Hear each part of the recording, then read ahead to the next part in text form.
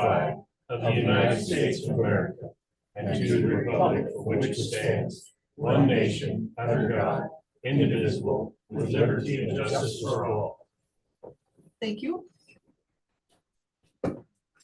So I suppose we're supposed to use the mic still. First thing on our agenda is the consent agenda. Consent agenda consists of approval of the minutes of October 15th, approval of payroll, approval of vouchers, and approve ads for the January 2025 board appointments. It's a pleasure of the board. Madam Chair, I move to approve the consent agenda as presented. Second. Been moved and seconded to approve the consent agenda as presented. Is there any discussion on the motion? Any discussion? Hearing none, all those in favor? Aye. Anyone opposed? Thank you. Okay, next thing on our agenda, Angie Johnson, Town of Meeteetse, about the Meeteetse Water Project. Hello, everyone, and thank you for allowing me to attend your meeting and visit with you a bit. Angie, I'm just going to ask you to make sure that the mic is close enough that they can hear on the. Is that good? Ooh, Yeah. Let's see. Okay. So I wanted to go over briefly what our water project was. It was a water line loop that we had that loops our water line from 290 to 120. And then also we connected our water line from the YDOT shop so that we have a complete loop within the town of Meeteetse. And so what we did is I applied for grants in 2018 and finally got the approval in 2019. And over the course of the last 5 years, we finally have completed our project. And so do you guys have the spreadsheet that I sent you? Mhm. Okay. So with the spreadsheet, we had received $391,833 from the state of Wyoming SLIB funds, $39,000 from USDA loan, $406,000 from USDA grant. The town of Meeteetse's contribution was $66,000, and we had received $500,000 from Park County to complete our project. So originally, when we first turned in our grant applications, we didn't need the $500,000, but over the course of time, because by the time we bid our project, we did need additional funds. And so over the course of these last 5 years, we did have a budget overrun of $78,283.86. And really it was due to the supply and demand. They were back ordered. We weren't receiving the supplies. They had to mobilize and then demobilize and come back again. The inflation, and then there were some environmental controls such as the mule deer migration, and then just slow startup due to weather and things like that. And that's where our overrun came from. Do you want to tell us a little bit about where the town of Meeteetse sits right now? You had talked to me on the phone about a little bit of reserves that you all have, but not much. Yes, for our water fund, we have $68,790.47 for our reserves. So if we had to utilize our reserves to pay for the overrun, we would deplete our water reserves for the town of Meeteetse.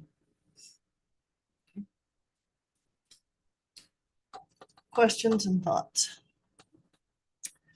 We do have, in talking to Steve and looking at the general fund ARPA dollars, we can use that for this. Well, we used some of the 5.6 originally because it is a COVID related. We did use some out of there, but we can use the general funds for some if we choose to help supplement this overrun.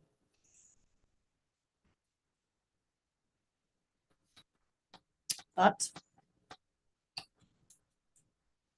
Madam Chair, I feel for you. I really do. I'm hesitant of supporting the full amount, just simply because the rest of the county, I mean, you are your own municipality and it is Meeteetse. Nothing against Meeteetse. I really support Meeteetse. I'm just saying, if you had a little more skin in the shortfall, I feel better. So I guess my thoughts are like 50 of our ARPA to help, and then you do have some, it wouldn't complete it, but it may take it down a little bit, so at least that, you know, the rest of the county, and because this counties, the funds that we're gonna give you are everybody's, and if Matisse put 18,000 of their reserve, I think it would look better. So that's where I'm at, but I'm open for discussion. Madam Chair, how much when you put money into your reserve, how much do you save each month? Is it part of course, the utility bills coming in, people paying for their water? How much of that goes into the reserve? How much do you make up, for instance, each month? So on an annual basis, we put in about 5 to 7,500 in our reserves every year, just because, I mean, we have 232 bills that we bill out. And our utility bills, the water is 47.50 for 6,000 gallons. And then it's 590 for anything beyond that. So with the amount of utility bills that we have, I mean, that's about how much we have every year, depending on if there is an emergency or not. So the other thing, we just passed a rate increase. And so that rate increase will go into effect January. And that's a $5 rate increase across the board. So it's water, sewer, garbage, and landfill for that. Now, your reserve usually for water main breaks, Yeah, things like that. yeah, it would depend on what the problem was. You know, when we had some flooding, what year was that? It was across, because it was an emergency across the county. We utilized some of the funds for that at that point in time. Now, when you put in this new water project, or when it's finally completed, you shouldn't have as many breaks, right? Well, yeah, we have 95% of our water lines upgraded in the last 15 years. So in the 290, Highway 290, that's about the only one. It's asbestos concrete. So it's not really water line breaks that we have right now. What we've done is over the course of, say, the last 20 some years is utilize a portion of our reserves for our grant matches. And that's what this 66,000 is. So if there were a little bit overage over the course of the year, and then we put some more in the reserves, the 66,000 is what we use to match. Because I mean, we're a pretty small community, and 66,000 is quite a bit of money for us to match. But you know, that's why I couple everything together. So in the last 20 years, every project that I've done, we've had at least 2 to 3 funding agencies, because you can't do it on your own at all. Sure. Yes, sir. So is this funds that have already been expended and are sitting out there waiting to be paid? Yes. Is there interest accruing on the unpaid balance? No, there's no interest accruing on the unpaid balance. We had received our final pay request from WyoDAC in September. And so they still had some punch list items and different things. And we had that 45-day advertisement period for the lien waivers and so on. So because we had that, we had a little bit of leniency to wait to pay them.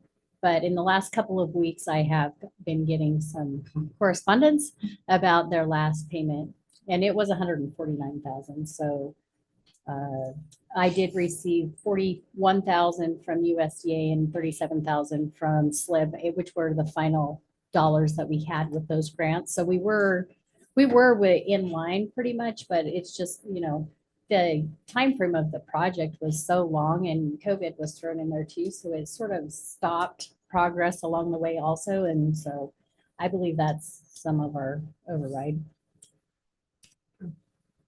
Madam Chair, I look at this a couple different ways. I mean, yeah, it's taxpayer money to give to one community, and we've given 500 already, but we just funded what, 2 million for library in Powell, for just Powell. It's not even really a necessity. This is a necessity, and so I look at it a little different than Mr. Keel does. Yeah, it's one community, but it's a necessity.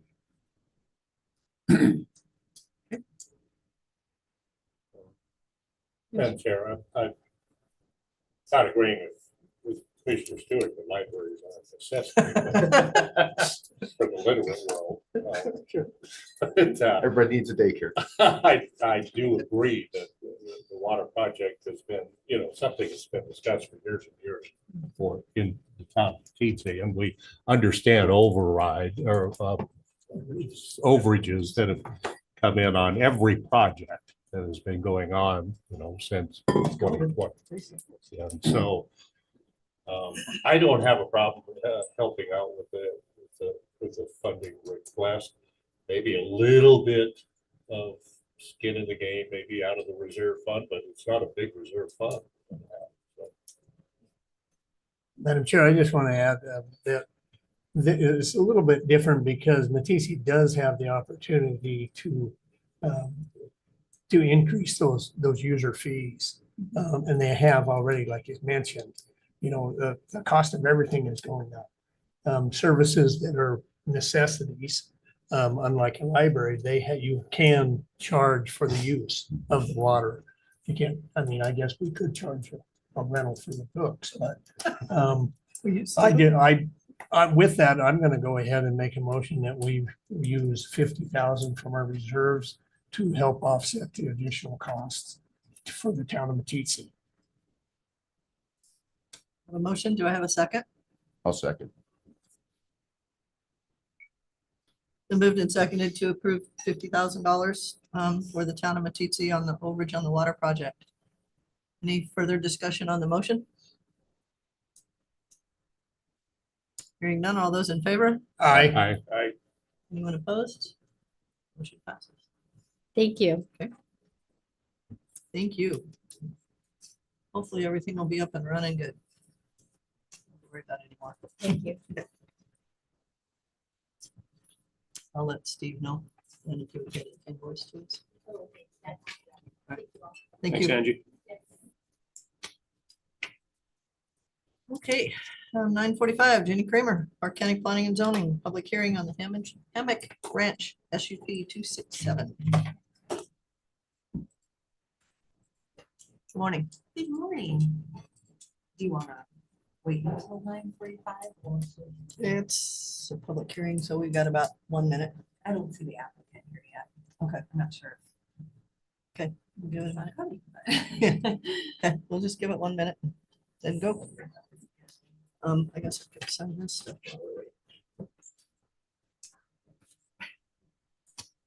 Okay.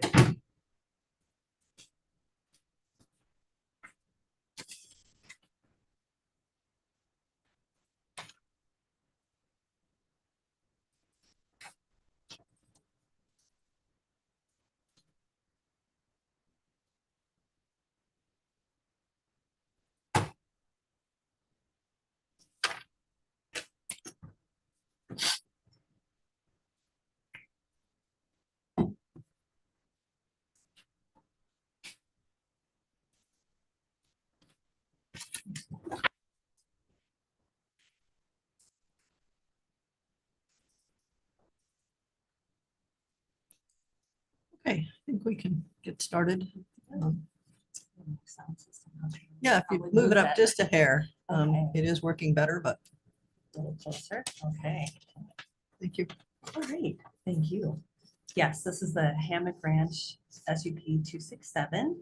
On June 20th, Lonnie T. Hammock, the applicant, on behalf of the Hammock Trust, which is the landowner, submitted a special use permit application to our department requesting approval of a special use permit for a campground that will consist of 4 RV sites with water, sewer, and electric hookups for people traveling with horses or other recreationists.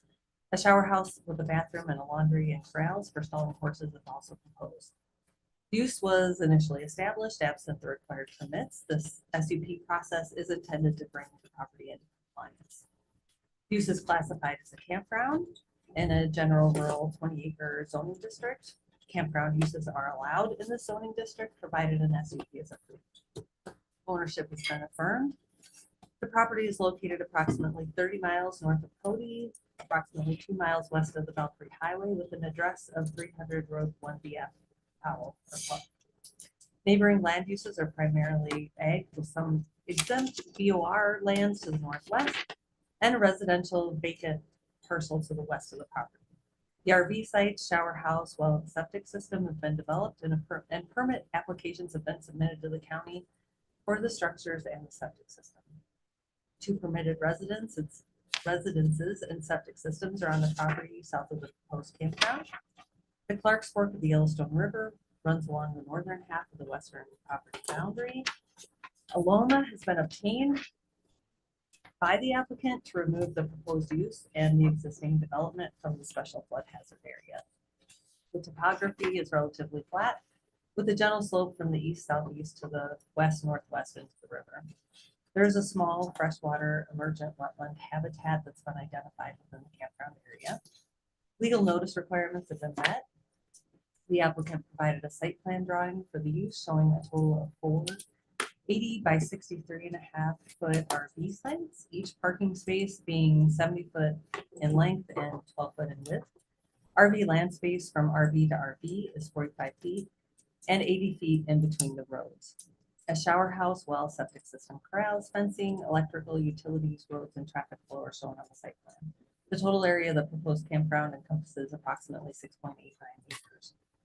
The application was forwarded to relevant agencies as required, and they responded as follows.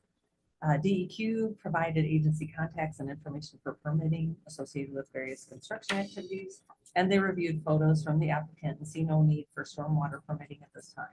They request the applicant continue to monitor the site and take necessary steps to correct any erosion or sedimentation issues immediately if they develop in the future. Beartooth Electric Cooperative has power to the site. However, they will likely need to upgrade the transformer in the future. Park County Treasurer confirmed property taxes are paid current for 2023, and the first half will be due on November 10th for 2024 taxes. The state electrical inspector stated an electrical plan review will not be required for this project. The installation was code compliant when they inspected on September 24th and has been completed for nearly a year. Game and Fish have no terrestrial wildlife comments regarding the project. Park County Public Works stated they have legal access from County Road 1BF. The proposed use is anticipated to increase daily traffic by 28 vehicles per day, and the increase is not expected to alter the classification of the roadway. The driveway extending from County Road 1BF to the proposed RV park site consists of an approximately 20 to 24 foot wide all-weather gravel roadway for the first 200 feet to an intersection, which the applicant proposes to construct a 30-foot wide gravel road to accommodate the RVs. The proposed road is looped and a cul-de-sac will not be required. This road needs to be improved to the following standards: gravel travel surface that is at least 24 feet in width. Any soft or yielding subgrade areas should be undercut at least 12 foot deep and backfilled with suitable sub-base material that run clay and gravel. It should be crowned in the middle with a minimum cross slope of 4%. Drainage dishes need to be on both sides of the road. Within the RV park, the access road needs to be improved to the same standards as described above. It should be noted that the site plan proposed 30-foot wide roads. The roads around the RV spaces as shown on the site plan are acceptable and shall have a gravel surface. A comprehensive site drainage plan has not been submitted to Public Works at this time. The applicant has discussed drainage information, and the site plan does show overland flow direction. Since the site drainage for the proposed RV park drains westerly to the Clark's Fork River, no impacts to the county road are anticipated. No adjacent properties will be impacted based on parcel size and topography. A complete drainage report and calculations prepared by a licensed professional will not be required by Public Works. Consideration should be given to any emergency response and how it relates to the proposed use. Additional addresses can be issued by Public Works if the use warrants separate addresses. The Sarine Irrigation Company stated the proposed project will not have an impact on the irrigation company. YDOT stated Highway 120 north of Cody has been removed from the national highway system, and YDOT only regulates signs on the national highway system. So the sign structures that are existing along the highway do not require YDOT issued permit. However, they are still subject to rules and regulations in place by Park County. Wyoming State Fire Inspector will not require plan review. State Engineer's Office confirmed the well permit is currently valid and approved for the uses proposed by the applicant. The well has an incomplete status because this type of water right requires adjudication, finalization through the Wyoming State Board of Control.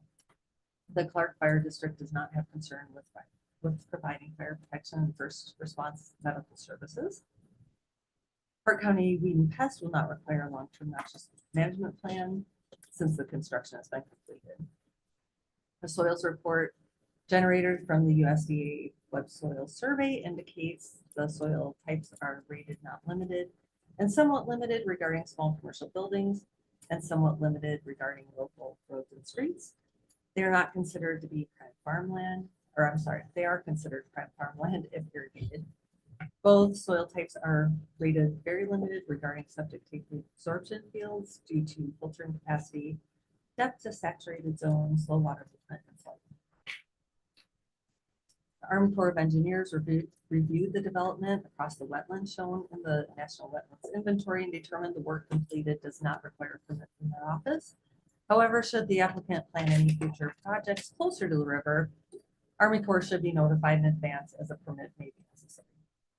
The applicant provided letters from the following neighbors in support of the proposed use: Alan Denny on behalf of the Denny Family Limited Partnership, Brandon Collingwood on behalf of Sunlight Ranch Company, and Mark Madura on behalf of Pioneer Ranch. The Planning and Zoning Commission reviewed the special use permit application during a public hearing on September 18th and recommended approval with conditions. The applicant made a statement of how compatibility will be achieved. He stated that individual fence corrals will be available for the equine guests and perimeter of the area set aside for the equines will be fenced with electric. The campground will be open 7 days per week, 24 hours a day. The rules provide for quiet time after 10 p.m. RV park rules state animals will be cleaned up after, no open fires are allowed, and trash must be placed into the trash bin. Lighting on the shower house is solar and down directed. A bear-proof trash receptacle will be on site for solid waste disposal. A directional sign is proposed at the entrance of the campground, and there are no nearby residences, and the majority of neighbors have provided letters in support of the campground. The use will not be within 20 feet of a county road right of way. No covenants are proposed or known to exist on the property. There are no nonconformities. No nuisances have been reported at this location. A water analysis from the on-site well was provided. Total coliform and E. coli coliform bacteria tests were negative, and all other elements resulted within a satisfactory range. Each RV site is designed to have a towing vehicle or a towed vehicle for a motorhome parked on the pad. There is also room on each RV pad for additional vehicle parking if needed. The applicant has applied for a small wastewater system to serve the campground. Staff has reviewed the application and confirmed adequate design flow rates with DEQ. The application has also been co-reviewed with DEQ. A permit will be issued provided that the special use permit is approved. Signs are proposed and will require review and permitting by the county. The proposed use is in an ag overlay and a flood overlay district. Regarding the flood or the ag overlay district, the project is proposed on what appears to be a marginal area of ag land. And the western boundary of the use has a natural buffer of trees and the river, and the northern boundary is fenced. An electric fence is proposed on the east and south boundaries of the proposed use. Regarding the flood overlay, we have the existing LOMA in place, and any proposed development within the flood hazard area that is outside of that LOMA area is not allowed without first obtaining a floodplain permit from the county. Site plan review is required. No hazardous substances will be stored, handled, or disposed of on the site. Air quality is not expected to be impacted by this use, and the proposed use is not considered a specific use. Special site plan standards do not apply. Staff recommends approval of the special use permit for the Hammock Ranch SUP 267 with the following conditions. Number one, approval is granted based on the applicant's proposal of 470 by 12 foot RV sites, 2 for horse corrals and 1 larger corral with a 480 square foot loading shed, 3 of 256 square foot shower house and a bathroom with laundry and storage, and 4 the use operating year round on approximately 6.89 acres. Condition number 2, Any modifications to the use, including but not limited to expansion, placement of improvements, or increased intensity of the use, will require an amendment to this SUP or new SUP pursuant to the regulations in place at the time of the proposed change. Number 3, Park County noise, lighting, and other nuisance regulations shall apply. Number 4, prior to commencement of the use, the applicant shall improve the access road within the RV park as prescribed by Public Works. Number 5, prior to continuance of the use, the applicant shall obtain all required sign permits from the Planning and Zoning Department. Number 6, any proposed development within the special flood hazard area that has not been removed by the existing WOMA will not be allowed without first obtaining a floodplain development permit from the county. And number 7, the applicant shall otherwise comply with standards of the county development standards and regulations. Thank you. Thank you. This is a public hearing, so I would ask if there was anybody here that wanted to speak to this issue this morning.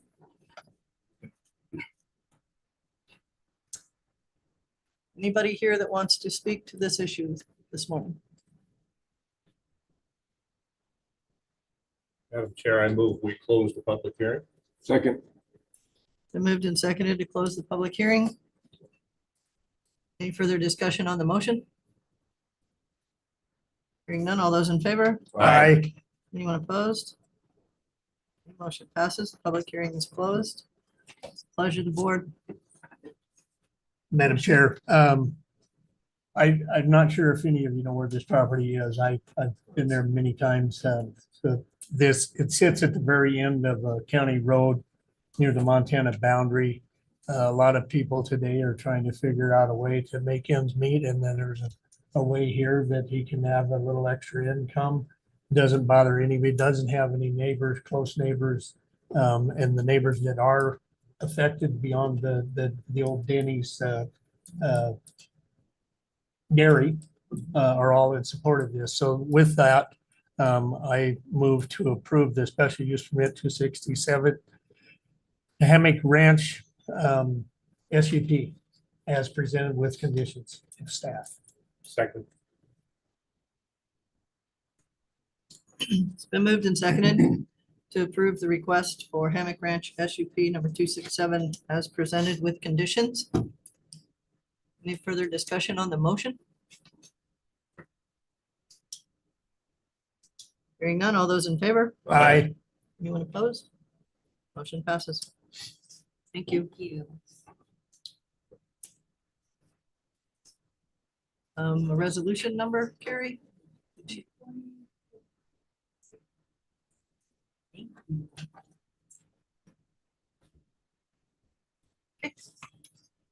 Thank you, Jen. Okay. Thank you. You're welcome.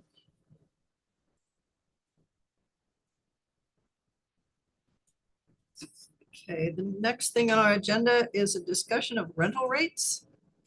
Done a little bit of research that provided you all in a work session regarding rental rates for commercial properties, basically in the town of Cody. Due to the fact that we rent out commercial properties at the Park County complex.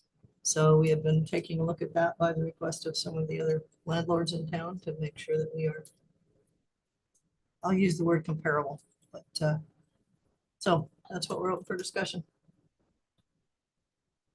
Madam Chair, are those what we discussed in the research that you've done, is that in SharePoint anywhere? No, I mean, I don't- everything's out of order. I don't see where Molly. We should get a new executive assistant. I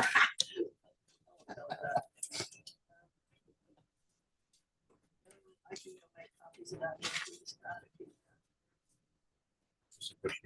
If you want, maybe you can just read them. I'm okay with that. Just can't remember. I know we discussed it, but I slept.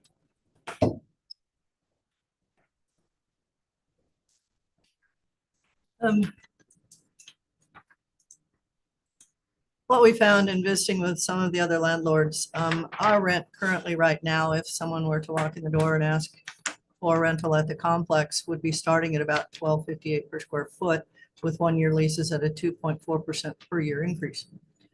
The complex building size is approximately 120,000 square feet. We have 3 floors, library on the basement floor, and 2 of the floors are rented out. Utilities at the complex for September 23-24 were about $10,348. For 22-23 were $11,000, and 21-22 were $10,000. This equates to about $3,449 per square foot for 23-24 or 22-23. So using some of the landlords that we received information from, I have one that starts at 11 square foot plus all utilities are paid above that.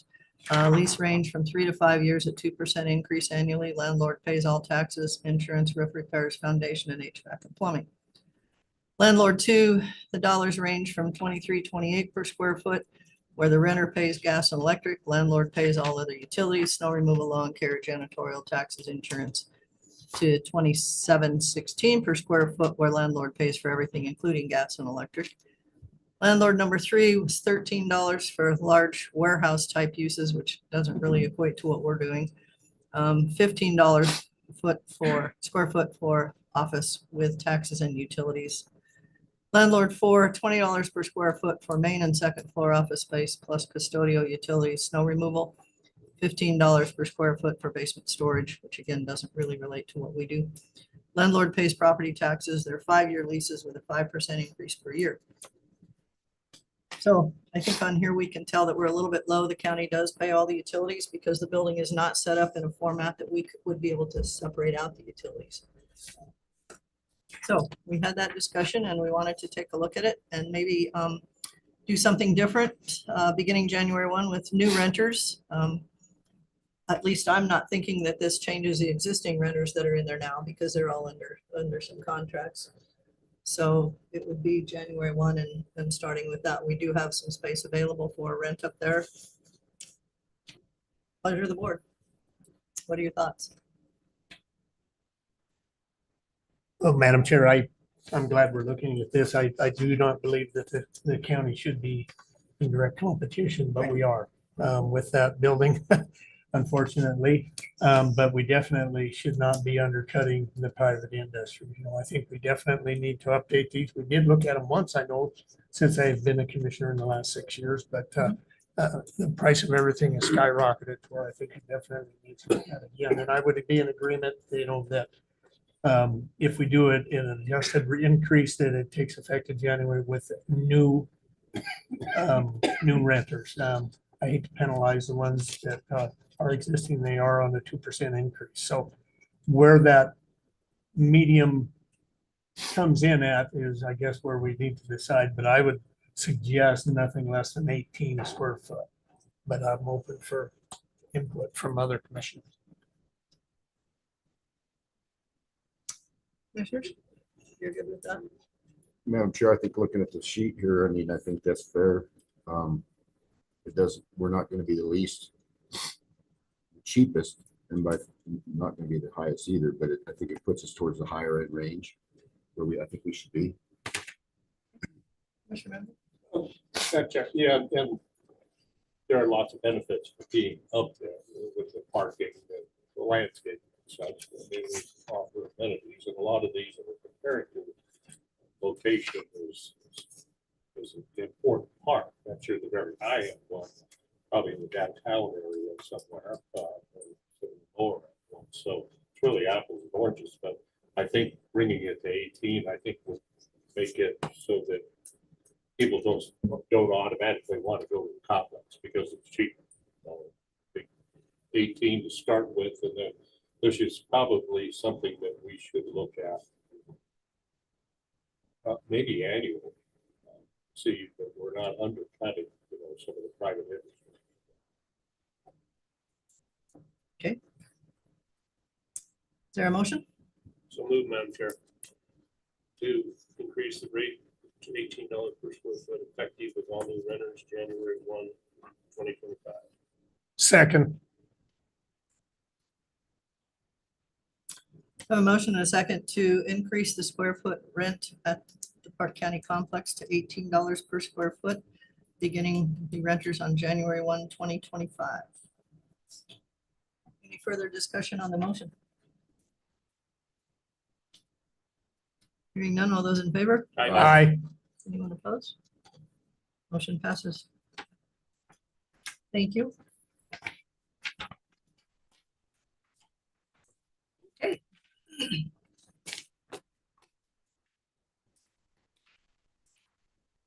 Get that information to our buildings and grounds. We have a couple minutes. It's right there. So I know, I'm just making sure you don't need anything before that. Okay, with that, the next thing on our agenda, John Swartz, if you'd like to come up to the table and if you would please pull the mic toward you. Appreciate that. Funding assistance for North Fork Wildlife Signs. Thank you for seeing me. I'm John Schwartz. I represent a group of concerned North Fork residents. We're very interested in saving the North Fork wildlife. The last October, between October 8th and December 19th of last year, 2023, 16 deer and 3 elk were killed on the North Fork Highway. There are signs there. Most of the collisions are caused by residents that live on the North Fork and tourists. So the speed limit is 65 miles an hour during the day and 55 at night. They have current signs. They have one sign from the west tunnels to the park boundary, to the Forest Service boundary. There's one sign, it's an electric elk sign on the west side, on the westbound road. On the eastbound road from the forest boundary to the east tunnels, there's 3 signs. One at a half mile away from the park boundary, from the forest boundary. One at Wapiti School, and then another sign, another electric elk sign at 3-4 miles up the highway. The highway on both sides is 17.5 miles. There's only one sign heading west and 3 signs heading east on that highway. I'm trying to get some donations to get signs, 2 electric portable signs to warn motorists of elk and deer on the highway.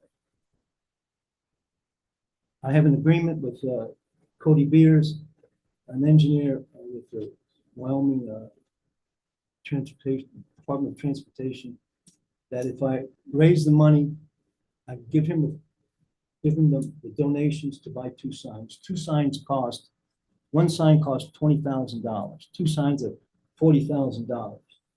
2 electric mobile signs. They have 2. Madam Chair, could you repeat that? Excuse me.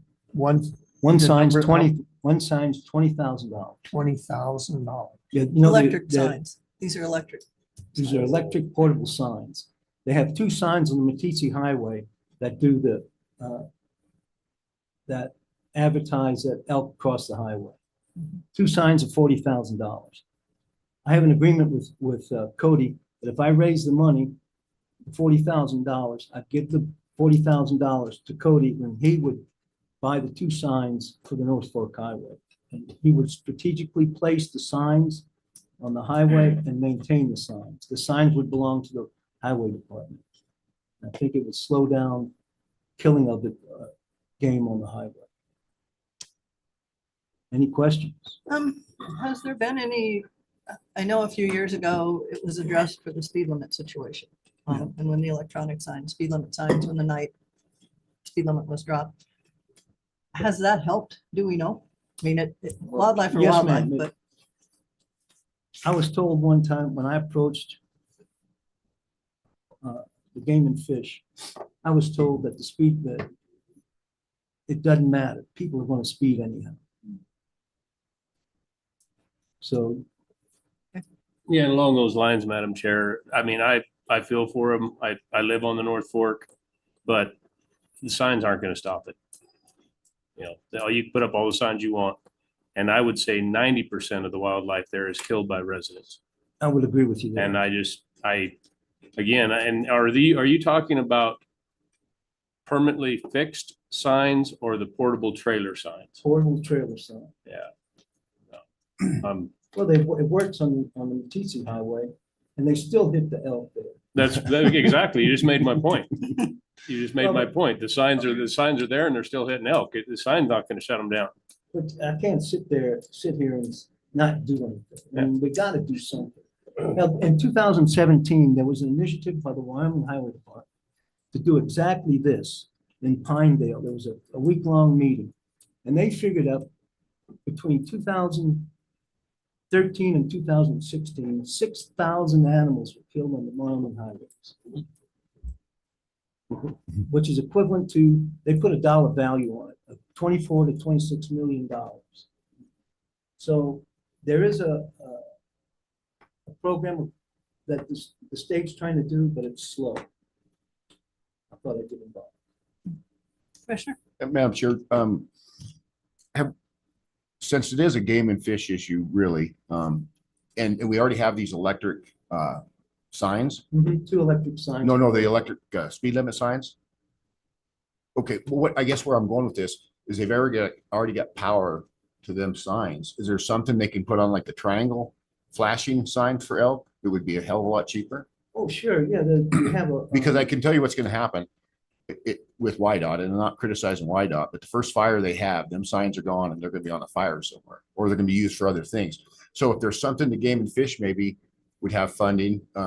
They've got this fund where you buy the extra high dollar license plate and that goes to a wildlife fund. Is there some funds available that can put them flashing signs on top of those speed limit signs? And there may be some NHTSA violation because you can't confuse people. But I'm thinking there's probably a cheaper option. There is. The flashing sign costs about $5,000 to $6,000. Sure.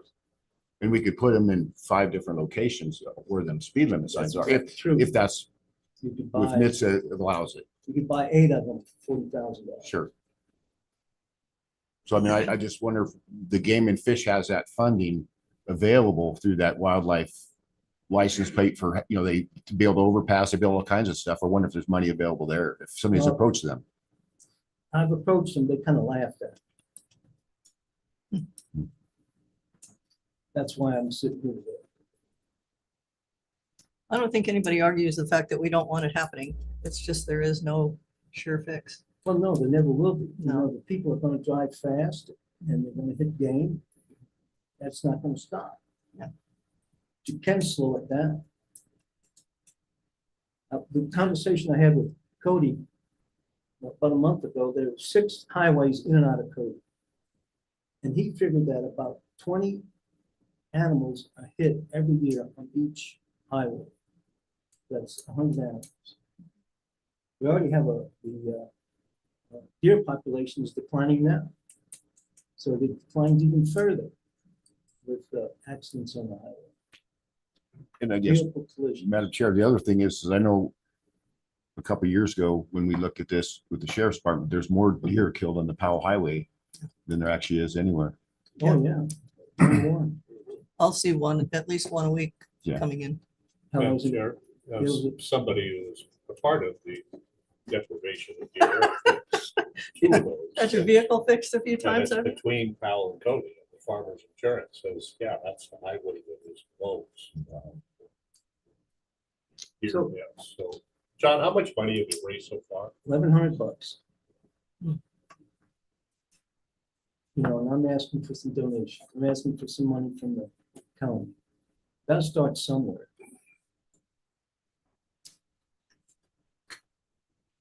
Whatever you decide is a business decision. My feelings won't be hurt. Well, I guess another question, if the county were to donate some, what happens if you don't raise it all? Give money back. You'll have to take my word on that. The people that gave me the $1,100, I told them that. Program doesn't succeed, I'll refund the money. I'm a word in my own. Really good. Commissioners, any thoughts? Madam Chair, I guess my thought is, I would say if you get close to your goal, then I would say come back and visit. Because I don't want to dedicate any money until we know where this is going to go. So, I guess my take on it is if you get close to your goal, then or somewhere, come back and let us revisit. That's fair. And Madam Chair, and possibly the county could do it like a matching fund. So that we have an idea. So So if I went out and got $20,000 this afternoon, you give me 20? we can discuss it. No, I mean, I guess I appreciate your concern because I mean, been there, done that, seen it. So it is a problem, but I just don't think that the signs, I haven't seen any traffic on 120 slow down out there, even at night. But I think, again, I would like to revisit those flashing signs on top of the existing electrical signs and maybe that would do a lot. And the signs the flashing signs that are in existence now were funded by Robbie Keith, Yeah. funded by a private landowner there. Well, Those thank were you. those were put in 2000, late 2012. Okay, I'll be back. Thank Okay. you. Thanks, thank John. you. Thank you. The flashing elk sign heading toward the pizza, they've had issues with people stealing. It's been stolen a couple times. Well, you know, what? Yeah. The triangle ones. Yeah. Yeah. Thank you very much. Thank- Okay, thank you. Commissioners, we're actually on break till 10:45. Okay. I'm gonna ask you and They did what? Kelly, Spot device can you come up for a minute, please? Perfect. We need to look at. I think they should do that. swearing I keep in. reading. District Court and Why Judge would Simpson somebody has have court early in the morning. I know. So I think I sent. you- Well, they work about half the time anyway. Well, yeah, they're half the time I was home before, it really changed. And then I was told that they're going up the Cheyenne alleyway. I'm like, well, it's not North Cheyenne. I gotta set it up.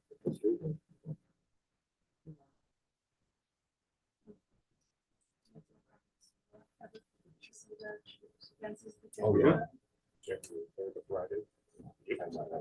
So that's why I was worried about.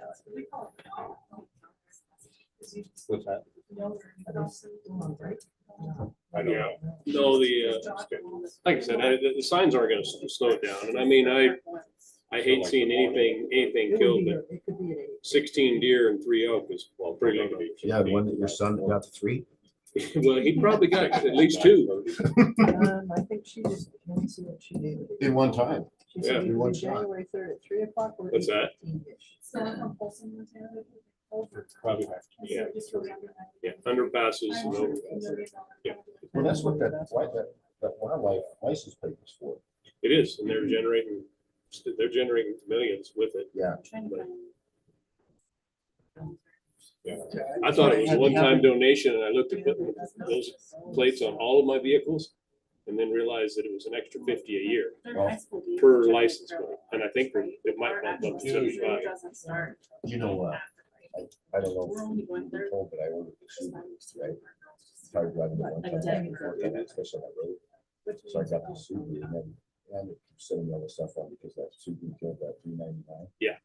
So he just bombards me with all the stuff. So I told him I was gonna get the plate for Subaru 399. I checked in with Westby and asked him, I heard that he was gonna drop the speed limit on the Snake River Road to 3.99 miles per hour. Well, the funny thing is you read that big memorial they had had a big memorial this weekend or something in Jackson with this big. Candlelight vigil. Yeah. I got a reporter from the New Yorker that wanted to visit with me about the death of 399. I said, I don't have any comment on that. I wasn't involved, right? It wasn't me. Maybe it would have been if I had. the opportunity. Maybe 244, but not Yeah. 399.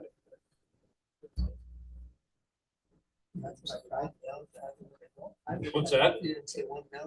Yeah. Well, maybe if it's Friday, that one that we go. I could go. We're just talking about the swearing in on the 2 new county commissioner positions. The judge scheduled court, so we can't do it that Tuesday morning of the first meeting, which we've done for the last few years. So we're trying to figure out if these 2 are gonna be around the Friday before. Are you going to WCC yet? December 11, 12, 13. You gotta pay your own way, but I I went, didn't know, I guess I didn't have it on my. I No, have to we look now. We haven't really talked about that one yet. I went. I would recommend, I do too. I think both of us went. We did pay our own room. Right. But, and meals, but Molly will be making those reservations after today, so when we find out who else going. Molly, speaking of how have you been? the devil. Just so you know, you got fired earlier. So Yeah. anyway. Yeah, SharePoint's all messed up. It's a loose nut on the keyboard. It's not messed up. So it's December 11th through the 13th. Yeah, Wednesday the through main thing, I think that's my last one. Well, depending on what time it is, I'm not the one who's allowed to do Well, it's usually our meeting. But I'll, check on it. Okay.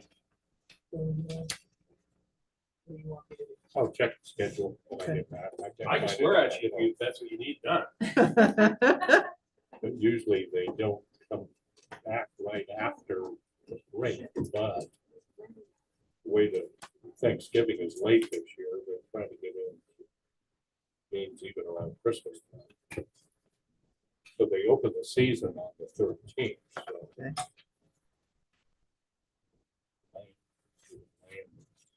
We'll be going from Buffalo to Lincoln. Okay, but the third you should do. I don't think that they will, if there is a game, it would be local, usually it's Rocky. Oh. Okay. All right. Well, let me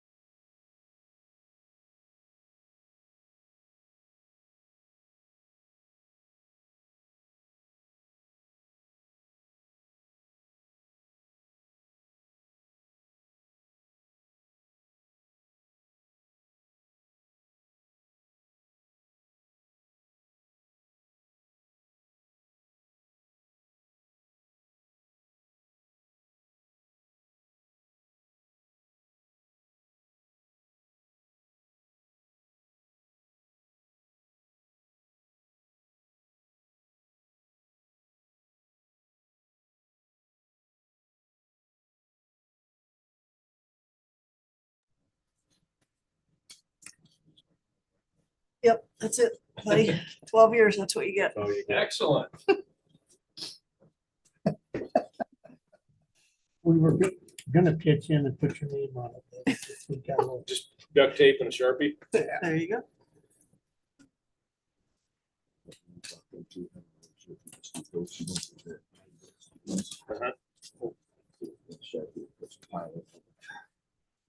I see, had to give his back. Yeah, I'm not thrilled about that whole situation. Nope.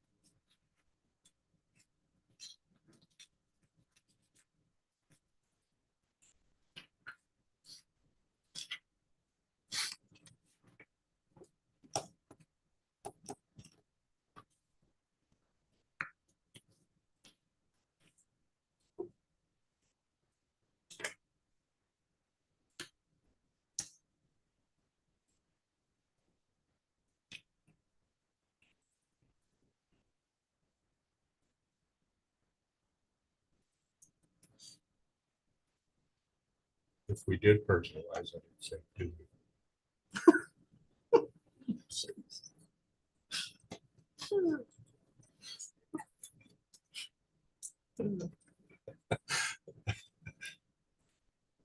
You're bad.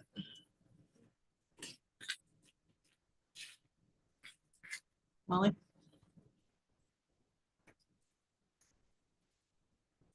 Okay, everybody back to ready?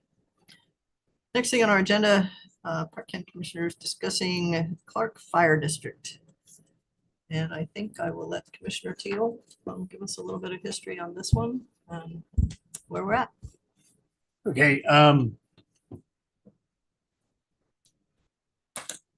on in, we're starting just a couple minutes early. It was brought to the board's attention of some possible discrepancies within a special district within the county. The Board of Commissioners are required to approve special districts budgets. And there was some concerns within the budget as well as the operations out there with that. And as a commissioner from Clark, although I represent all of Park County, I asked to have this on the agenda so that we could clear up anything concerns out in the open for everybody. Social media tends to explode on different issues. So with that, I've asked the board of Fire District 6, correct? 4, as well as Jerry Parker, our county fire marshal administrator, I believe is possible right title. He's hidden behind the Fire warden. okay. Fire. To explain and go through, we did receive from the state an updated budget as well as an independent accountant's review. There are still some questions that I believe some of the commissioners may have, but if it pleases the chair lady, I would almost ask that for our director of the boards of the Fire District 4 to come up and explain the budget as we go. understand you already have a copy of the budget. I brought copies for you. Correct. We do have the basic financial statement that was done with the auditor. There was no direct budget sent to the county clerk this year, which is required along with submitting to the state. That's not accurate. Well, okay? she didn't- Basically, what happened was we had just. Could If- you slide the mic to you a little bit there, Dave? And if you could, Madam Chair, state your name for the record for the clerk. I'm The other Dave. thing I do want to bring up, Dave, is the concern in relation to an independent contractor on wildfires is where the questions within the budget are coming from. Okay. Okay, That's fine. I prepared packets for you guys. Do you want them? Yes. Be great.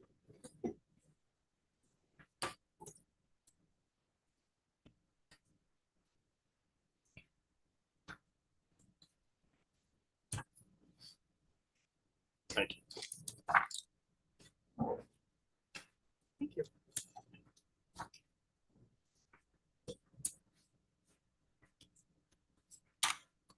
The first sheet is a sample of the invoice we worked from, because I understood that was a lot of the questions. Then you have a copy of our contract with Patrick, and you have a copy of our budget. The issue over the budget was we had a layperson helping us with our stuff because we're a very small district and we're all volunteers. We have no staff. And so he had sent the budget several times and didn't follow through to see to it it was received. And when I was told by Lloyd they didn't have it, we'd already been told by the clerk's office that they didn't have it like 2 weeks prior. So I'm a dinosaur when it comes to technology, but I have a very intelligent daughter that works me through it, bails me out. And so I went to her, she found where it'd been sent 3 times, and rejected 3 times. So she got on the phone with Colleen, first somebody else in the office, and then eventually Colleen, and sent it again, and it didn't go through. And the 2 of them were discussing back and forth what was wrong, couldn't figure out what was wrong. When all of a sudden Colleen says, oh, wait, there it is. So we got a message that it was in there and was okay. And that was approximately 2 weeks before I got the call from Lloyd. Okay. So when he said the budget wasn't there, I knew it was, but it was late, okay? What our intention was, the state got it when we sent it, our accountants got it when we sent it, anybody that had asked got it. He didn't pay attention to the fact that it came back not received from the clerk's office, but our intention was for it to be there. Okay, you have in front of you, like I said, a sample of an invoice that we worked with. You have a copy of the contract, and you have a copy of our full budget. So from there, instead of me sitting here trying to guess what you're thinking, let's start with what questions you already have. I'll try to follow. Commissioners? Madam Chair, I guess the biggest one single question, this latest agreement that you have with the contractor is new. The year 23, 24 was under a different contract. Is that correct? Yeah, because we're an elected board, we can't enter a contract for more than a year at a time. And what has changed in this new contract? The original contract was based on a sample we were given from Yoder, Wyoming. That's where we learned of this possibility. And that's where we got guidance and had researched whether we were going to do it or not. We spent over a year back and forth trying to figure out how this works.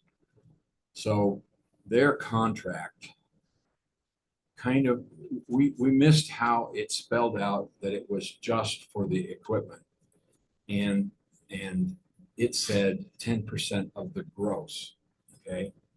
The confusion was when you see the invoice, there's different categories on the invoice. There's the employees, and then the equipment, and then the expenses. So the concept was initially we were going to get 10% of the gross of the invoice, and that was never meant to be. So we changed that language to specifically call out in the new contract, when you look at the payment schedule, that we receive 10% of the gross of the resources. That's the middle category. Resource is the title of that category. That's the equipment. We get 10% of what he has paid for the equipment. We also get on the top category where it says the employees, you see where it has their hours and their underneath it, like for Patrick's, it has 5.36 otherwise 12.47%. Okay. That's the overhead that the fire pays us for having that employee. So there's no tax money from the taxpayers in the district going to pay the overhead of the employees. And this is whoever they're contracting with. This isn't just Clark Fire. This is a typical invoice from Wyoming Forestry to each of the participants in this kind of work, okay? And when I was first involved with this 20 years ago, it was as a county employee, and the county got the same thing. They got the wages for the employee plus a percentage for the overhead. So sending someone on the fire did not cost the county anything in addition, okay? So we end up with the 10% of the resource and the percentages for overhead for our payroll. Balance goes to either the joint powers or the contractor. Madam Chair, I guess that's where the question lies, is in the first year that you did this, the budget did not reflect the 10%. And the question was why? Okay, And I understand that what may not have been your intention, but that's not what your contract says, Okay, and our therefore the contract- the monies didn't balance. okay. It did in the end. I don't believe I have to explain, folks, that the budget's a projection, okay? And then you have actual. You have what you budgeted, you have actual. We set our budget before we had any experience at this. We showed $50,000 income to us and $45,000 paid out. Our total budget income from the county at that time was around $60,000.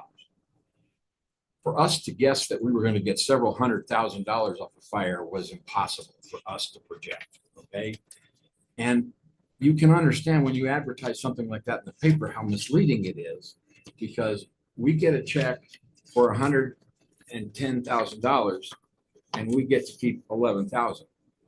It shows like we got 110, but we didn't, because 90,000 is passed through, okay? So it was difficult to explain that, and we had no history with this. So that was simply our best guess. And then we also got told by the state of Wyoming that we'd entered some of that in the wrong categories, and they gave us guidance where we should put it in the new budget. So you'll find it far more accurate in the second budget. It was just a learning curve for us. There was no fraud intended there or anything. We simply didn't have any way to guess. And in the first contract, it talked about if we didn't get enough money to pay our small expenses, he'd guarantee those, because we were so unsure what we were going to get.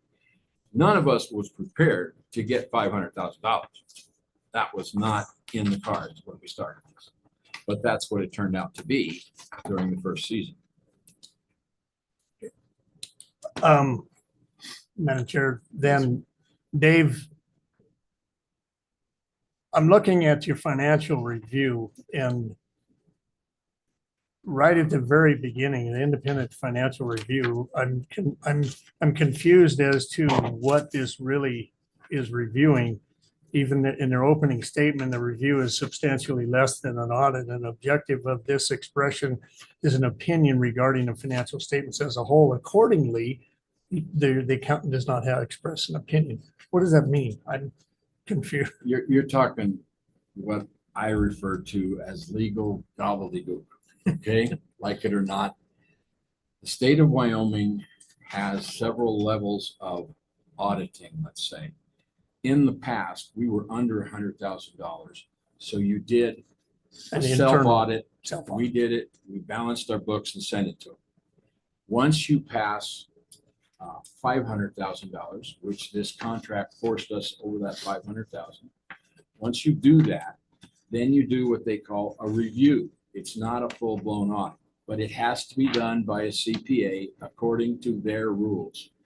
So what he's doing is responding to what's typically required in an audit and saying, a review doesn't require me to do all these things. So although this would be required in an audit, it's not required here. I don't have an opinion. Okay. if we did something wrong, he would have an opinion later, but that's a category that he isn't asked to review. I would take you to what's page 11 on that same document if you got it. I don't know how much you got, but if you got page 11, that's the summary. You did. Okay. One of the things that I had trouble with when we first received this understanding is he has taken one page and combined all of our items from 4 pages. I couldn't at first figure out where all the money went. I sat with it and found it. So it's all there. Okay. He just gave some things different titles. On the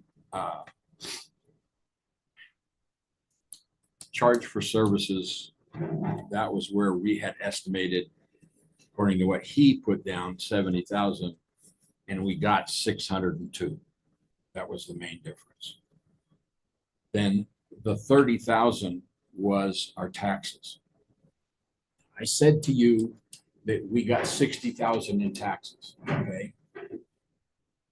I hate to do this because it's like a rabbit trail, but 3 years ago, an oil company in Elk Basin screwed up. They were bought out by a new company. They screwed up. They were sending us twice as much money as they should send us. It took me 2 months talking with the treasurer and the assessor to get anybody to believe me they were sending us too much money. You can believe I'm sitting in Clark with no money, trying to complain they're sending me too much. Everything in me said I should keep my mouth shut, okay? I also know that the state of Wyoming, if they make a mistake, will come back later and get it, okay? I didn't want to experience that. So I finally convinced Pat Meyer. He convinced somebody in the Department of Revenue. They did some research. About halfway through the year, they found the mistake. Boiled down, easiest way I can explain it, the person sending the taxes to the Department of Revenue saw there was 2 fire districts. One of the entries they were doing, they simply divided the valuation in half and sent half to each district. Pal got half, we got half. The truth is, Pal should have got 95% and we should have got 5. So we had to put money aside, believing we were going to have to pay it back. In reality, the Department of Revenue decided in the year you're looking at here to just claw it back. So we would get a ticket every month when we were supposed to get taxes that said, you should have gotten $7,500, but instead we paid the Department of Revenue. And we got those for 6 or 7 months. So in reality, the 30,000 is the auto fees we received and 20,000 in taxes. And we paid the Department of Revenue back 41,000. That's why that number doesn't come out right. Okay. We're playing across 2 or 3 years here. That's kind of a dip on page 11, Go ahead. the summary. I mean, and I'm not an accountant, but you're showing on contractual services about $550,000. Right. Of that, I mean, I can do 10%, that's 54,000, but you're only showing 14. So explain to me the income. Why is it only 14 and not 54? No. That income was a donation from the volunteers to help buy a heart monitor. Then You're show looking where at is the the income, being the shown? income on Where's the that? top. The actual amount is the 602, and then contractual services, we paid out the top line under operations, 545. We got to keep the difference, which is 52, okay, something. And the other problem is we got to keep other monies to pay our overhead on payroll in a different category. That's the reason I gave you the sample invoice. Is this isn't one number to one number to one number. There's different calculations in how you get to our portion. But we have received our portion of the 10% of the equipment or the resources that they refer to on each check. We expected a fire or 2. Our first contractual period, we ended up with him on 6 fires, each of them over 100,000 or in the neighborhood of $100,000. Madam Chair, I'm short of a complete audit. I'm not gonna try to decipher everything that, it's been a review has been done. But the other big concern and why you're here today is the liability, of which you're right or wrong, legal or not, having an independent contractor benefit from a tax entity is questionable in my opinion. So my concern then is where is the liability within the county as well as the district, in the event of when he's contracted through you, he's on a fire and God forbid he gets killed. I know you're carrying insurance, but, and you're telling us that's backfed by the contractor, but what's the end amount? I mean, is there a liability there? And in going even further, the latest fire that he was on, he didn't even list Clark Fire as the contractor. He listed Park County. That puts us liable, Bill, on that. In my mind, his ticket showed Park County, not Clark Fire 4. Okay. His ticket shows Park County Joint Powers Board is what it should show. I It don't know did what not. it did, but his, So where is the liability? I mean, are we at risk I don't. by believe- doing what you're doing? Whether it's legal or not, that's, I mean, not for us to decide. And I don't believe, but it's whether the district wants you to do that. That's, you guys are an elected group. I don't think we can micromanage that end of it as long as we are not put at risk as well. And maybe Jerry Parker can elude on that. I don't know. We have some information, correct? Andrea, can you come up to where we can do the mic and you can identify yourself, please? Sorry. They just can't hear online if we don't do it that way. I'm Andrea Earhart. We've recently taken over representation of Clark Fire District, and we have also started doing their books in-house. This individual is actually an employee of the district and receives workers' compensation. He is, there's a contract for use of his equipment, which is separate and is billed at more like a 1099 or an independent contractor situation, but he's an actual employee of the district now. So Madam Chair, that brings up even more question is if you have an employee and do you put this out in a bid prospectus? Because you're a public entity and you're just making a decision that, yeah, this employee, we're going to go ahead and rent his equipment. The stuff that I've been involved in, it sounds like since you're a government agency that it should be some sort of bid prospectus. Was that ever done? So I understand that to be different, and maybe I'm going to need Dave or Jerry to speak to this, but in order for the contract for that equipment to occur, they have to be, you're going to have to give me the language. We're on a national list of resources, just like there's a national list of resources that goes out. I'm familiar with that. Okay.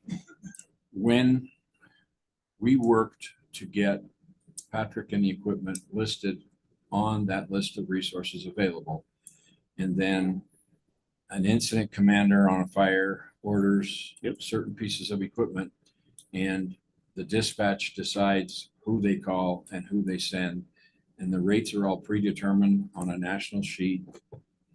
It's all done above my pay grade. Okay, I really don't know why or when it would come to a bidding situation, but in wildland fire, it's just been accepted that there's a national pay grade sheet. There's a national for all the different kinds of equipment, clear to the bombers and the hand crews. That's all predetermined. And all we did was get the training, put everything in place, qualify to be on the list, and put our name out there. After that, we were called. And that's no different than when you guys sent your equipment or when they send a fire engine from the fire district. This is nationally done and it's a routine. We're not violating anything here that isn't predetermined. Yeah, you might not be. I'm familiar with that. I've been listed as a resource for packing on fires. But I'm a private business, private individual. I go through the hoops to get myself on that register. What I'm looking at is a government agency, which the Clark Fire District is, hiring someone and they are benefiting. I mean, if Patrick wants to get on that registry, go for it. But I just, it looks a little, and I might be wrong, but it looks a little suspicious to me to have a fire district have one of their employees and have him put his equipment out there. But Okay. I could be wrong. Your The question has reason- more to do with the equipment use. Doesn't have to do with him Well, being there for Clark Fire. It has to do with the fact he's using his own equipment and getting paid for it. Okay, and part of that was predetermined when he first came to us. I had similar questions, not quite as what you're getting at, but the contract with the people from Yoder that we were basing what we were doing on was written that way. As when you go into the list that we were discussing, the national list, there's agency equipment, and then there's cooperator equipment, which is what we are, and then there's contractors. There's 3 categories on the list, okay? His work that he did, the first 4 fires, was in the state of Texas. The state of Texas does not use contractors. They only use cooperators. They want people that are trained at that level. They want people that have passed those inspections and deal with it. So in order for him to be able to work in Texas, he had to have a cooperator agreement. And that's what Yoder does. That's what Laramie County does. If we're given time to provide you some more research, I can go through and pull out some of the things of how we got here. But I mean, I'm trying to explain in an hour what took us 3 years, okay? And there's been highs and lows through those 3 years. But believe me, I started with all the same questions you're asking, and I just simply followed what others have done. And the Joint Powers does it with other fire districts. It's so that you as a county don't have liability. If you read the summary that Jerry sent you about the Joint Powers, the reason the Joint Powers was formed was because the then county commissioners in '88 did not want the liability, and we were the only county that couldn't help because they refused to sign the cooperative agreement. Thus, Ed Webster and Don Young created the concept of the Joint Powers, presented it, we got it state approved, and it's been operating since '89. But the cooperating agreement was done with joint powers between districts. It wasn't between districts and independent contractors. Right or legal or not, that's a different issue. Andrea, you mentioned the contractor is an employee. What about the other people that are on the fire under him? Where does that liability come? They're either employees of the district or employees of another district. The last 3 of our contracts have employees of Cody Fire District on the invoices because they went in lieu of who we had available. Any district can offer personnel or equipment for the fires, and they don't go if they're not an employee. Well, who's liable for their safety and then Workers' comp. That's what workers' comp's all about. at the cost of a taxpayer? No, Well, who's They're paying, paying the who's workers' comp. paying the workman's comp? they are paying the workers' comp, Lloyd. Employer doesn't pay workman's comp and That's FICA what and the their provision. 12.45% is. But you're not taking that, you said that from their wages, only equipment. The fire's paying it. We get that to use to cover those expenses. So do you. Jerry, can you help me with this a little? Yeah, we need to keep moving here too. We're a little bit behind on our agenda, so we might have to revisit this, but Morning, Jerry Parker, Clark County Fire Warden. So when we bill state forestry or anybody that goes out to a fire, their wages are covered and the overhead is covered by the fire. there is no cost to a fire district. So workers' comp, the federal taxes is all paid by the fire. And that's at 12% that Dave's talking about. Does that answer your question, Roy?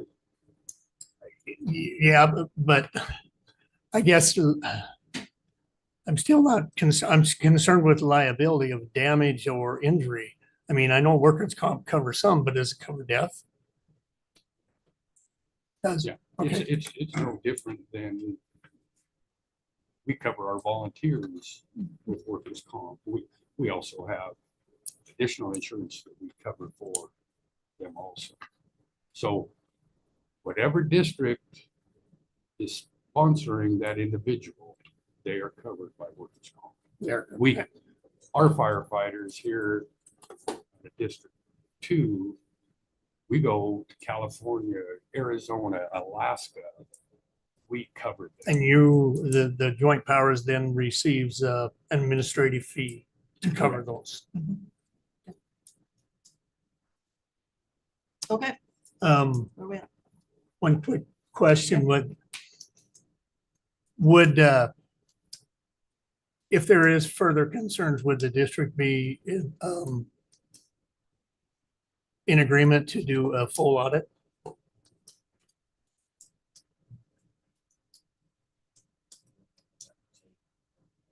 mean, the state of Wyoming Department of Audit accepted what we did, so I don't know what else would be out there. Well, in the opening statement of the review, it clearly says that it is not, it's very broad, making sure that they're looking at the numbers in the columns and they're not checking the checkbooks and things like that. My concern on that would be the cost. I mean, the review itself was pretty pricey and I mean, the cost would be a burden for the district for sure. I would recommend prior to that, maybe a conversation with the CPA that did the review, because I think you would find in his discussion of it that it was thorough and addresses the concerns that you have. And I do agree, although I maybe wouldn't use the same term that Dave used, that some of that is some legalese just as a protective So just the measure. cost of the review, which we used to do in-house, I mean, that expense, is it retained from the contractor? Because that's what caused it going in the next month. Yeah, and this was the first year that was required. See, that's, I guess where I'm getting is the contractor's getting a sweet deal. Because the district's covering all the expenses. It's all part of our 10%. I mean, that's what. Why, literally, Clark Fire District did not spend money. This is paid for by the state. Forestry, fires. You're paying additional insurance too, and that's coming out of the 10%, but I'm, 10% more than covered our expenses. It actually has been a benefit to the district. I mean, it has allowed them to do things that they couldn't do before on the limited percentage that and they that were. 10% covered the review as well. Yes, and then some. Madam Chair, I know we're short on time. I guess some questions I'd like to have answered is the selection process of the independent contractor by a fire district. If there's, It's not selecting it. We are preparing a piece of equipment and offering it, just like if it was a fire truck, or if it was an airplane, or any of that stuff. It's added to the list because you're qualified, and then they choose. There's no bidding in any of them. no, the contractor you choose to work with, it behooves that contractor to work with you. It makes it, because then they are put on that register as part of a cooperating agency rather than an independent contractor. So how does that contractor get selected is my question. That's the question I have. Is this just a handshake deal? Say, hey, come on, we can do this? Or is there a process where an independent contractor can come to the fire district and say, this is the equipment I have. I'd like to enter into agreement with you. And you say, okay, we're going to do a bid prospectus or a bid process and talk to several and offer it to several. That's my question. It seems to me that this was just offered to one person. And that's where I'm having some of the issues. You're technically correct, other than he offered it to us and we accepted it. We didn't go look for it. Well, He offered us a chance. Like I said, our budget at that time was 62,000. And he said, if you research this and enter into it, there's a potential for another 50,000 without the taxpayers having to pay. and there's a potential for him to make a lot more money because he's not an independent contractor. He's part of a cooperating agency. That's where I have issues with it. Okay, to move this forward, it sounds like we do still have a few more questions. If we could write those questions and address them to Andrea, Jerry, and Dave, and get back with us.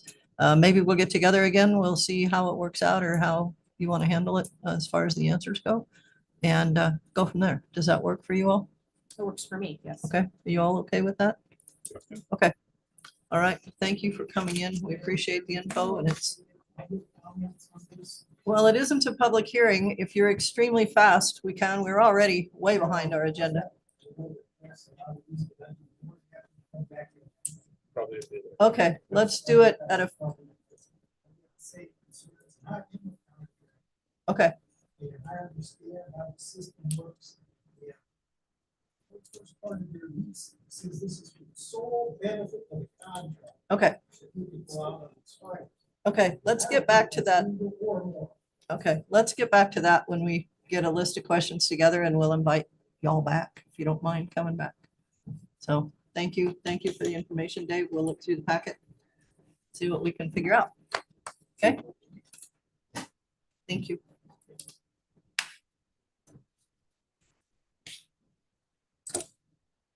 Okay, my apologies for running a little bit behind, or a lot behind. Representative Sandy Newsom. You're here to catch Awesome. us up. Sandy and Jen are here for resolution for the 250th National Anniversary of the United States. I think you have that resolution. We do. So here we go. Thank you. That's the information. So you have the information sheet, so I'm assuming that y'all can read. Let's I know, draw an assumption with this outfit. But so the 250th anniversary, maybe July 4th, 2026 will be the 250th anniversary of our nation. And the governor put together a task force to take on the celebration aspects of that.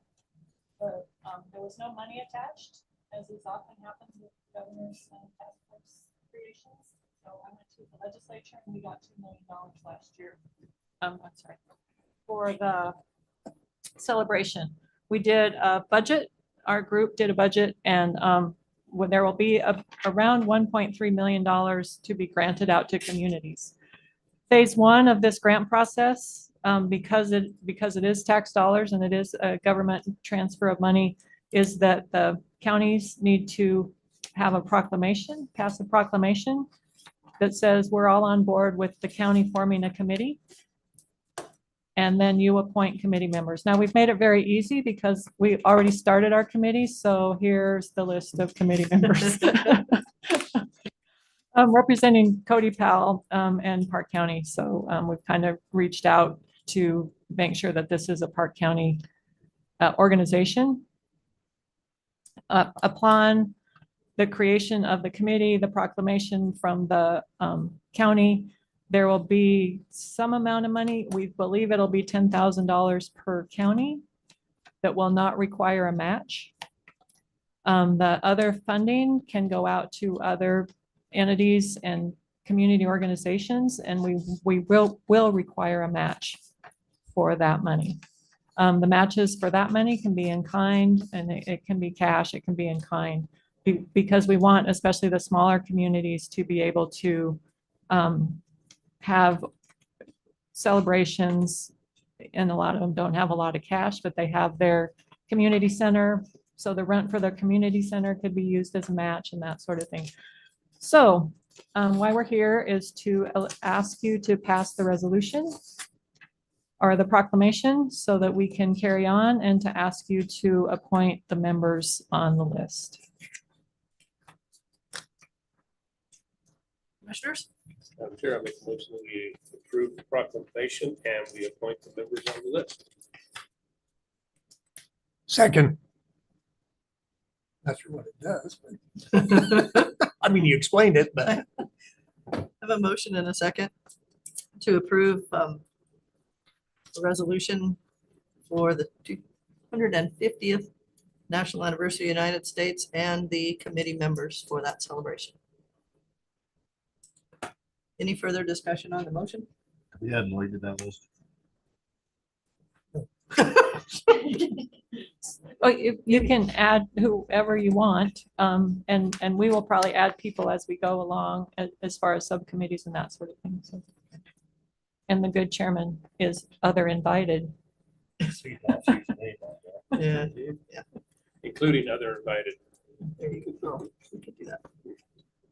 Okay. Any other discussion on the motion? Hearing none, all those in favor? Aye. Anyone opposed? Okay, thank you. Okay, thank you, commissioners. Thank you. Thank you. Thanks for doing the work too. Thank you for And I'll your try to service make- to our legislature. I'll try to make as much as I can, and thank you. Yes. are you counting the days like somebody else? Closer. One more meeting next.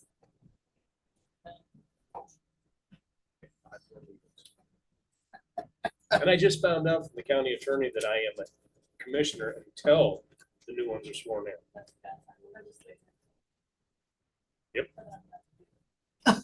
So then the chairman calls So for that's special when- meetings. Oh, you'll be People the say, what chair. are you gonna do No, with you your won't. time? I'm like, I'm gonna do this, the 250th, because who can be mad about that? Exactly. Oh, I'm so thankful. Thank you so much. Thank you. Thank you. Madam Chair, I move we go into executive. Second. It's been moved and seconded to go into executive session personnel. Any discussion on the motion? Hearing none, all those in favor? Aye. Anyone opposed? Thank you. We are in.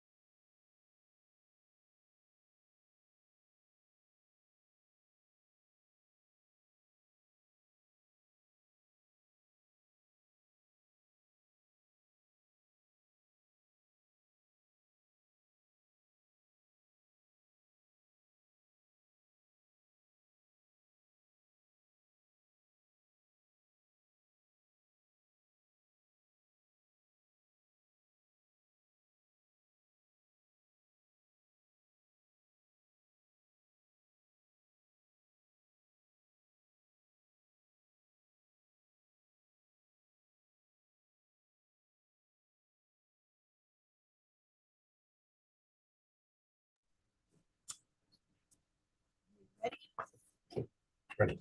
I'd like to call the meeting back to order, and if I could have a motion for executive session, please. So moved, Madam Chair. Second, Moved and seconded to go into executive session personnel. Any discussion on the motion? Hearing none, all those in favor? Aye. Anyone opposed? Motion passes. Okay.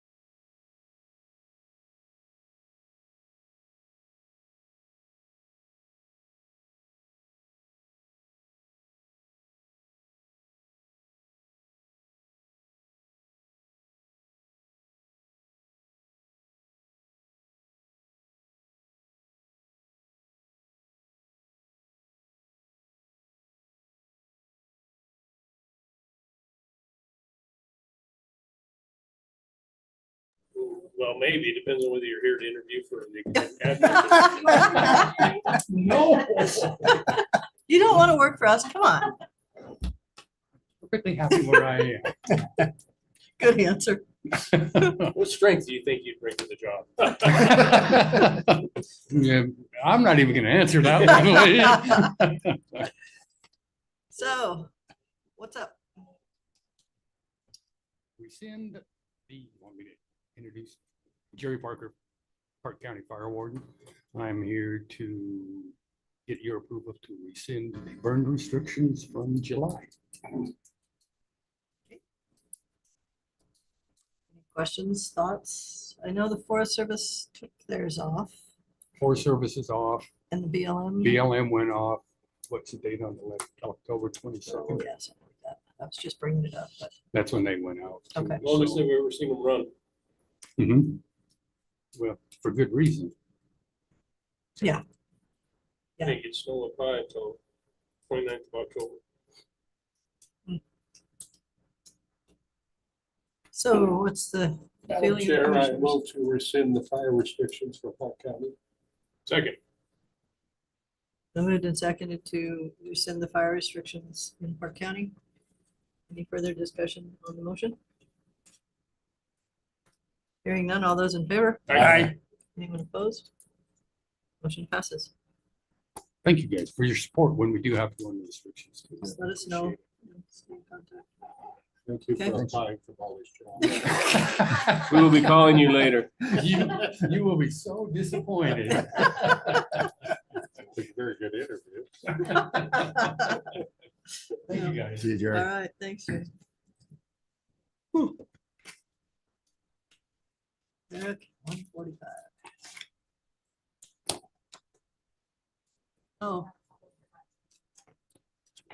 Okay, so let's take care of one other bit of business in WCCA, December 11 to 13. Who all's going? Who needs rooms? I'll be there for the first 2 days, but I have to leave on the 15th. Same here. Well, isn't it over on the 13th? It kind of is. I Yeah. have a tournament. on it. Yeah, I There's- think it's over there's- that morning. You That only want- morning. Yeah, committee chairs stay for Friday morning, but that's it. Yeah. But I won't be. I think it depends on what I feel. You're gonna stay Thursday night, but leave Friday morning. Yeah. Okay, so Wednesday night and Thursday night, it sounds like Scott, I'm pretty sure, I'm gonna have to check with the boss, but I'm pretty sure. Okay. I'll just give my, shoot my text or whatever, but okay, I'm pretty sure. so 2 nights for everybody, Wednesday night and Thursday night. Lloyd, you have to check with your boss. Oh, by golly.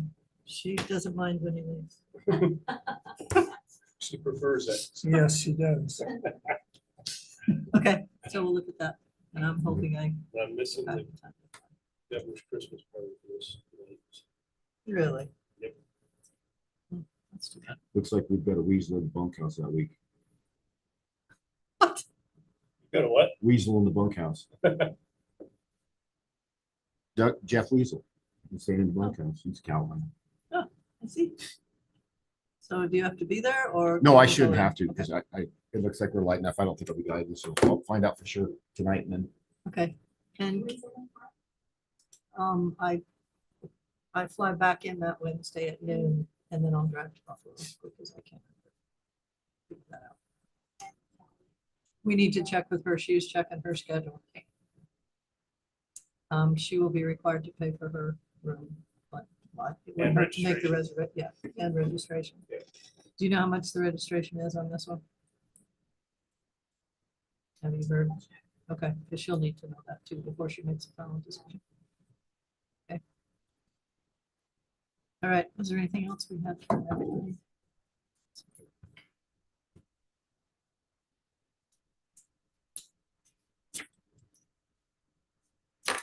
You all saw the letter, the thank you letter from Yellowstone National Park on the Gardner River Bridge Road.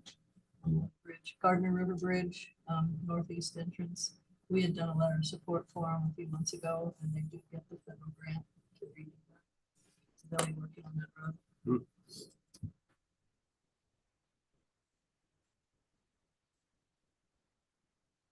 That's it. Swearing in, date and time.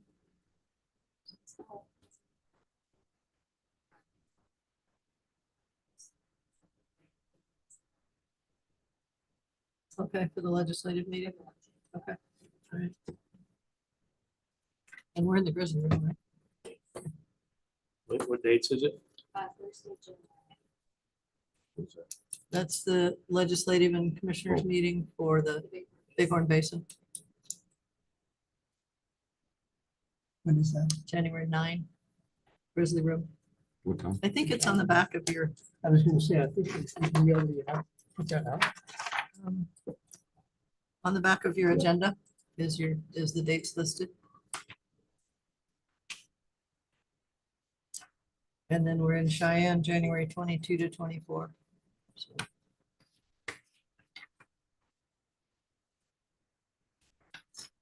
don't think I can make that.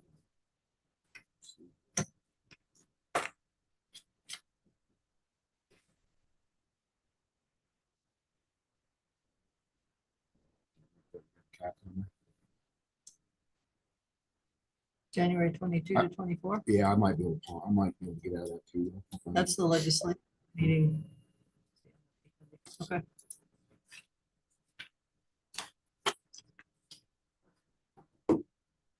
Okay. Oh, all right.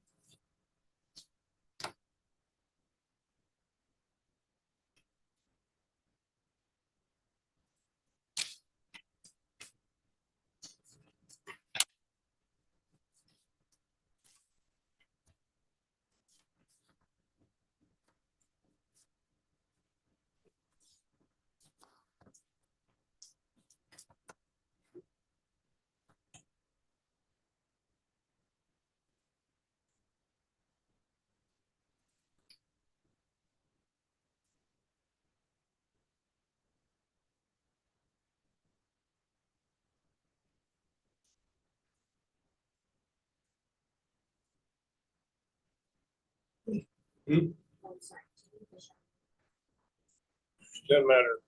Whatever, give me both if you wouldn't mind.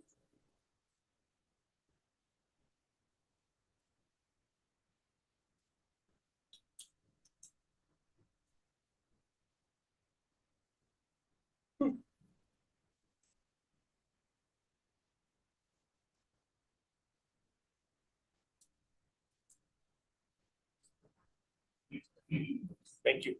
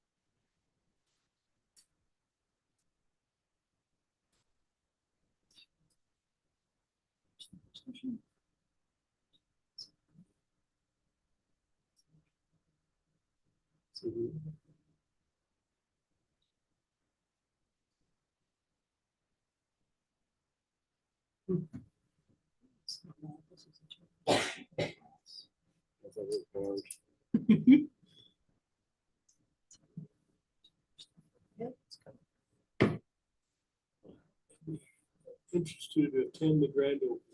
Yeah. They were talking about a library over there where I was first a commissioner. Oh, yeah, it's been a long time.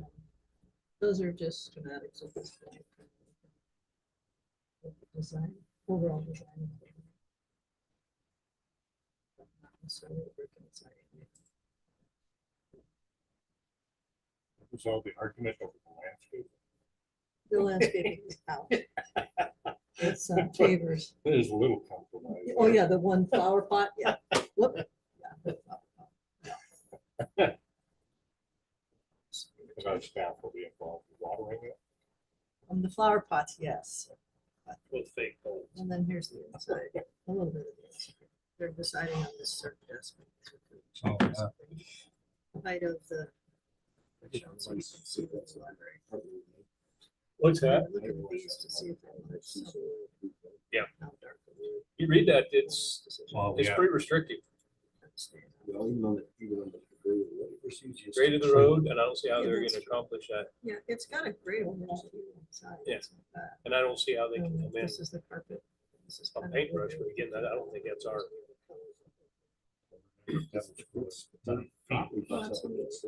The entryway will be a little bit different than the carpet. It doesn't really matter because, like I said, that Here's the Trinity floor plan, Pass, so- which is part of Copperleaf, is dedicated to the public, but I couldn't just put a driveway out there without an easement.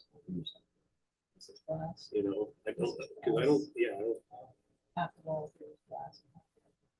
It's not, it's not a public road, it's dedicated, but, you know, it's open, the public can drive on it, but I don't think you could use it to access your property. Oh, okay, right. That's, that'd be a legal question. But again, I don't think we have to bother ourselves with that, because if we say, yes, you can get a building So permit, the church is over here. it's up to them to access it. And what would we do in case where we do build permits? I mean, we go greater than 10%?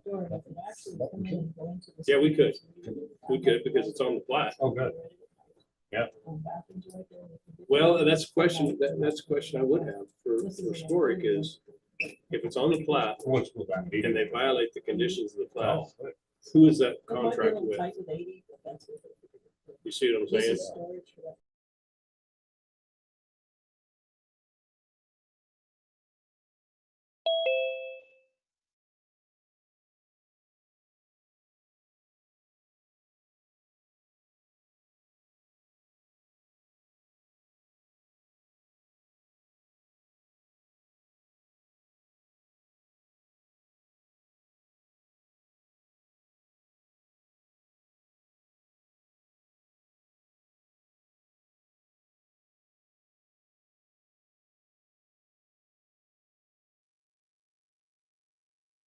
What is that?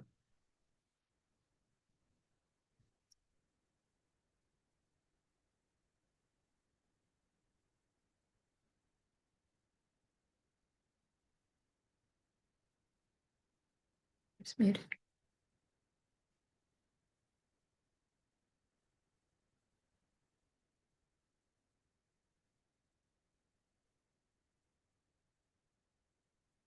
Is that what that means?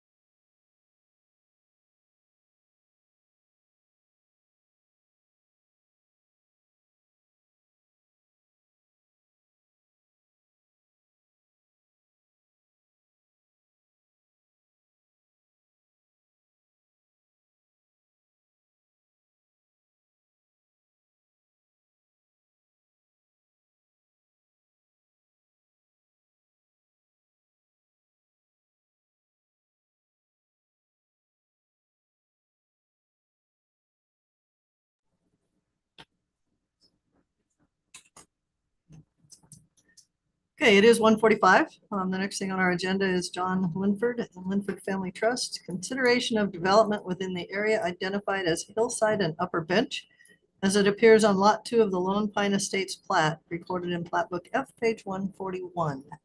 So Jenny, if you'd like to tell us what's going on. Sure. Yeah, we kind of ended up creating a staff report, so I'll just breeze through some of the relevant findings. Of course, John Linford, on behalf of the Linford Family Trust, as you said, is seeking to obtain a building zoning permit for a single-family residence in an area identified as the Hillside and Upper Bench on Lot 2 of the Lone Pine Estates plat. Ownership has been affirmed. The property is described as Lot 2 of Lone Pine Estates plat and is approximately 20 miles west of Cody on the south side of State Highway 141620. The property is vacant. The portion of the property north of Needlegrass Road is irrigated, and the portion of the property south of the road exhibits steep topography, in particular immediately southeast of the roadway. Based on the elevation information gathered from Google Earth, the portion of the property where development is proposed appears to be above 5,800 feet of elevation. The property is located within a planned unit development, which was approved on October 10th, 1995. So just a little brief history of the documents that are in the file. A planning and zoning department report dated October 10th, 95 to the Board of County Commissioners regarding the proposed PUD for the legs included the following information that appeared to be relevant to this request. Stated purpose was in part to allow for single-family residential uses. The property is accessed via North Fork Highway, and the upper portion of the property is accessed by Paintbrush Drive, is what was stated there. Expressed opinion of adjacent landowners. There was a concern expressed over access to the property, particularly access from the west and from Paintbrush Drive. Concerns regarding slope stability and access to the upper portion of the property were mentioned.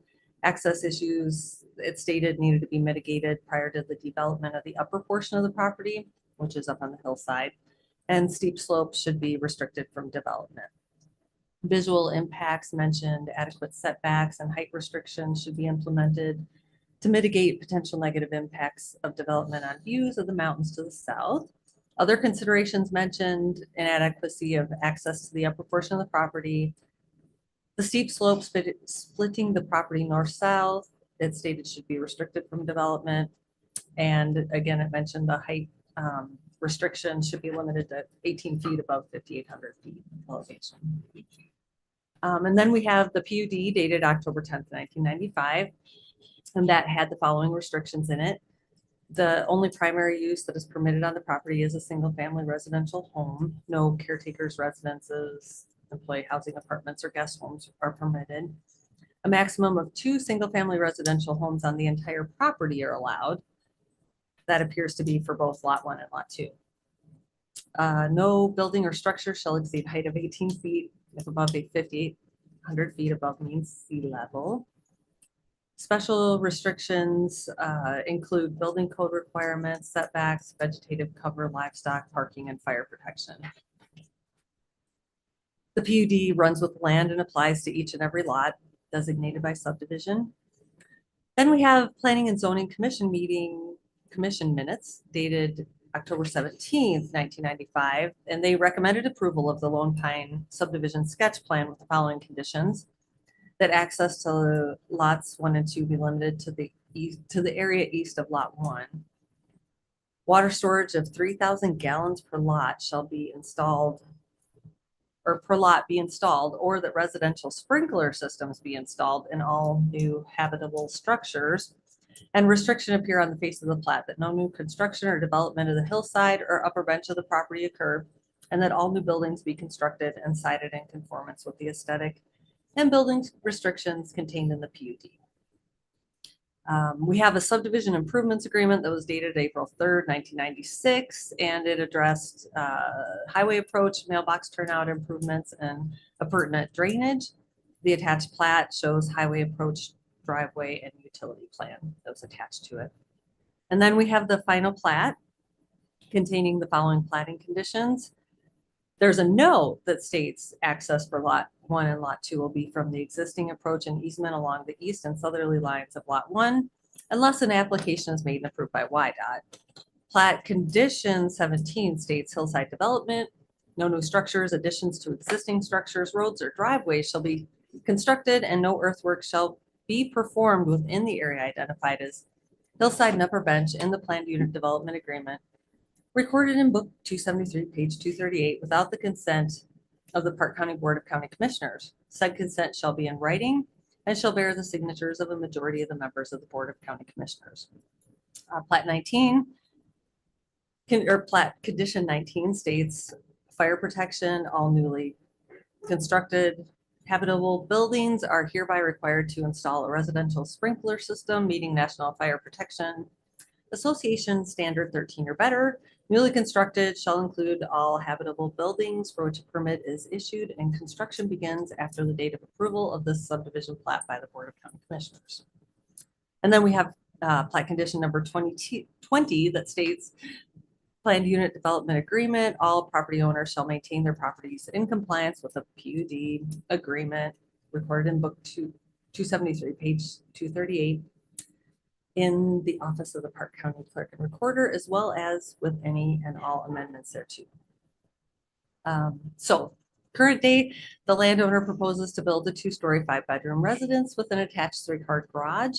And the landowner's building plan suggests that the total height of the proposed residence may, not sure, exceed 18 feet with attic space and roof included. Providing the building site is above 5,800 feet of elevation, the PUD restricts building height 18 feet. And the landowner is proposing access to lot 2 and the proposed structure by way of Paintbrush Drive. This is a road dedicated and set apart for the use of the general public on the plat showing Green Creek subdivision number 2.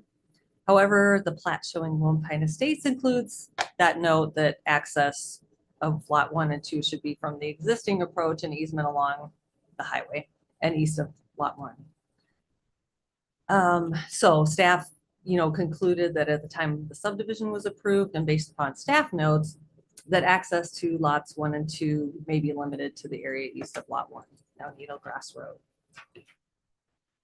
Should you grant approval, we have a couple of conditions that we would recommend. Number 1, the approved development is limited to a single family residence. No bed and breakfast, caretaker residence, employee housing, apartments, guest homes, or manufactured modular or mobile home structures are permitted. Number 2, the landowner shall obtain a building zoning permit and small wastewater system permit from the Planning and Zoning Department prior to commencing the construction. Number 3, access to serve the property and residents shall be from the existing approach and easement designated on the plat showing Lone Pine Estates along the road now known as Needlegrass Road. Number 4, no building or structure on lot 2 shall exceed a height of 18 feet if located at or above an elevation of 5,800 feet above sea level. Number 5, the landowner shall install a residential sprinkler system in the residence that meets the National Fire Protection Association Standard 13 or better. Number 6, the landowner shall ensure that all uses and construction on lot 2 comply with the plating conditions on the plat showing Lone Pine Estates and the planned unit development agreement. And number 7, the applicant shall otherwise comply with standards in the Park County development regulations and the minimum subdivision requirements as set forth in Wyoming Statute 18-5-306.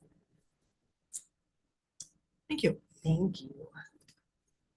So commissioners, you have a plat map in front of you that shows the indication of what they consider to be hillside and upper bench area. So that's what we're referring to, and what they're asking about is the ability to build on that area, which plat said they could only do if the Board of County Commissioners approved it. Chair. Question you were reading, is that a proposed resolution? I don't have a copy of that. Conditions, Of the conditions of the staff report? Yeah. Right. we don't have the staff report, we have Yeah, a we copy of it. Where is it? It was emailed. Oh, it's not in Email? SharePoint. It's not in Right. SharePoint, it's through an email. Right. Go to your email and there are the conditions in there. Well, they're usually in SharePoint. Yep. You're on notice over there. Well, yeah. Would they, Today. Just today. from Molly? Yes. Quite lengthy. Yeah, sorry, guys. Question I got, so, I mean, there's several conditions on this plat that I think there's some of them might be a little bit difficult to meet. 10% grade on the road, because it looks like you have to come from needle grass. If anyone violates a term or condition of the plat, that's an agreement between the county and us, correct? Or the county and the property owner, correct? Right. Yeah, that's what I thought. Yes, that could be modified. A lot of those conditions, though, I think are from the PUD. This, you know, it's, But it's on the plat. They're recorded on the plat. So Yeah. they are recorded, yes, and it's a recorded document filed with the county. yeah. Question. Is there any reason why you can't access all the paint? Because it's only about 100 yards off the end of the paint for the house. If you come up needle grass, there's a big draw. Yeah. Half a mile of road or something. Madam Chair, the only question I have, and then this is not for us. They're asking us for a building permit, and I don't see any reason why we would issue a building permit. How they access it, again, is going to be up to them, but right now the legal access on the plat is from needle grass. I'm not sure, unless they've got an easement through paintbrush, that they can access it through. But again, that's not my deal. I mean, I don't know that you can legally access through another subdivision road without an easement. The paintbrush comes right up to the property. It does. Is it part of the property though? I don't.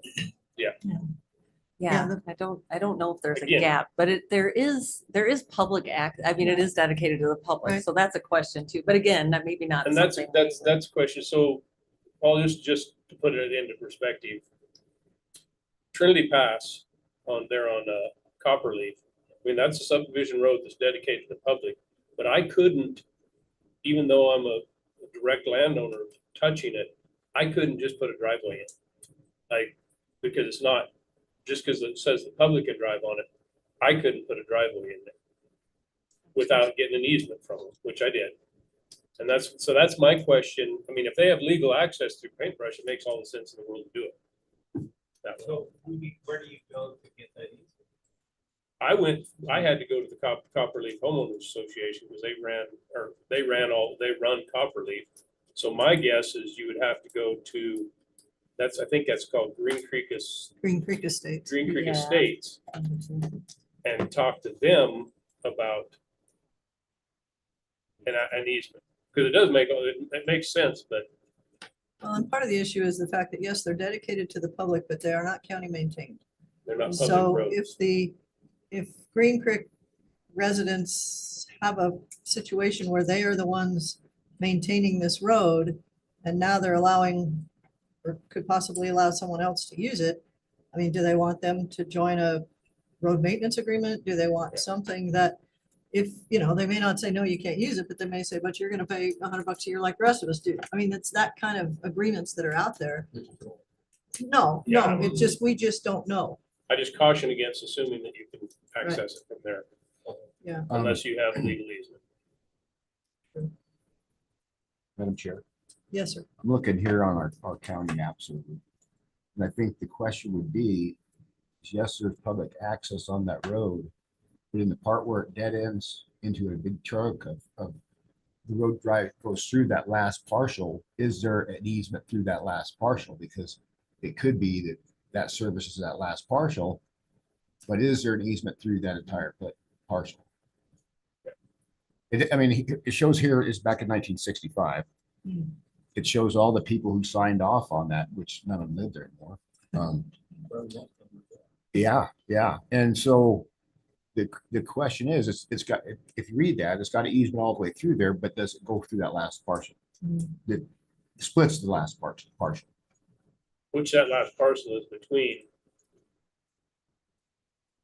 the Linford's property And the road, and the end of the road. right. So is there an easement actually through that? And is that easement obtainable to. Right. So I mean, I would check into that for sure. Again, that's not what No. we're not deciding that here. I mean, what I see is, are we deciding if it's okay to build? They want our permission to get a building permit to build on the hillside bench area, because that was a restriction that was put in the PUD and on the plat. And I have no problem with giving them a building permit, as long as they follow the conditions of the plat. And the conditions of the county building. I might add that maybe, I don't know if you're comfortable with the condition number 3. Right. That may be one that you want to alter or get access rid one. of. So why would we have to? All we have to do is give permission according to this plat, all we have to do is give permission for them to obtain a building permit. Right. But when we issue a bill, in order to issue a building permit, one of the things that we need to check is that they have legal access. So if they're proposing to come off of Paintbrush, They have legal access. then They have okay. legal access off of Needlegrass Road. They just might not use it. Right. Yes. So I'm not seeing any that there, Okay. this is to me, and it's just me, I'm one of 5 up here. To me, this is no different than them coming in, asking for a building permit. The only condition is we need to say, yes, it's okay to have a building permit. That's what I'm reading in this plat. Sure. But So I- read number 3 and see if you Right. want to leave it on there. I don't think we should have any conditions at all. I think the only condition is for them to obtain a building permit is us saying yes or no. They still have to meet the other conditions that are on the plat. Yeah, they're meeting the conditions on the Yeah. plat. Okay. Right. And we have the plat and we Right. have the PUD Yeah, that we will I'm make trying to sure find, that I'm they- trying to scroll Okay. through here and find That's a very good conditions, point. but Here's number 3. So, Madam Chair, leave condition 6 and 7. I think That's it. Basically, 6 just says that they should ensure all the conditions on the plat. Yeah, I And think the that's the PUD. only thing that we But that's really, kind of a given, but do we need to replete it as a condition? And then 7 is just So the follow on the question- Park County Development Regulations. the question I've got though, Madam Chair, is if anyone else walks in that office and asks for a building permit, do you give them any conditions? We don't give them, well, sometimes, I guess. I mean, if we have a PUD, for instance, Yeah. like this, we will Okay. probably make notes on the building permit that you need to do, or, some of them we may need to require first to show evidence that you have. they'll do. title If there's a search. question that it might be over 18 feet, we'd ask for them to confirm that it's not, or. that kind of Yeah, thing. Yeah. that's, but the, all, So we but would. I we guess would the only review that. condition is they have to abide by the PUD or anything that's on that, recorded on that plat. Yeah, plat and PUD. Mhm. I don't think, that's just, I don't think we have to list out the condition. 6 and 7.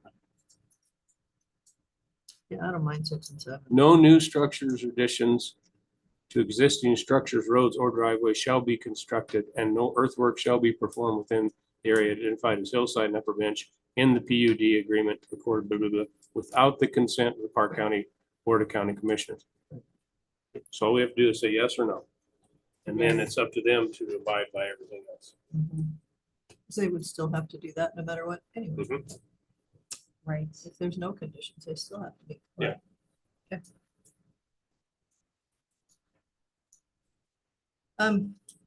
This isn't really a public hearing, but did they want to say anything, or are you okay with our discussion that we've had so far? Uh-oh. You're muted.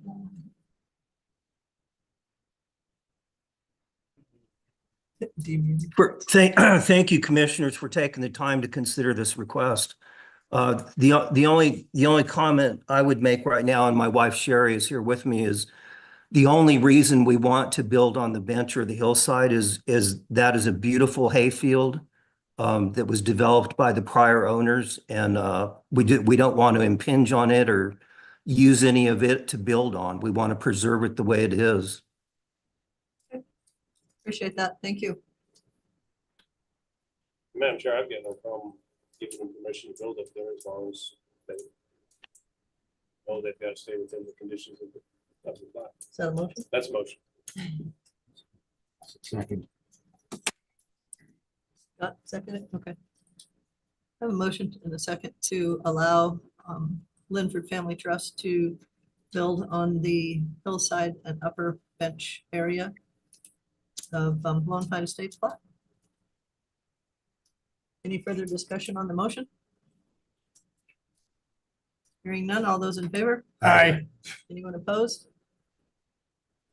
Motion passes. I think there's some hurdles that need to be overcome. before Right. it can happen, but-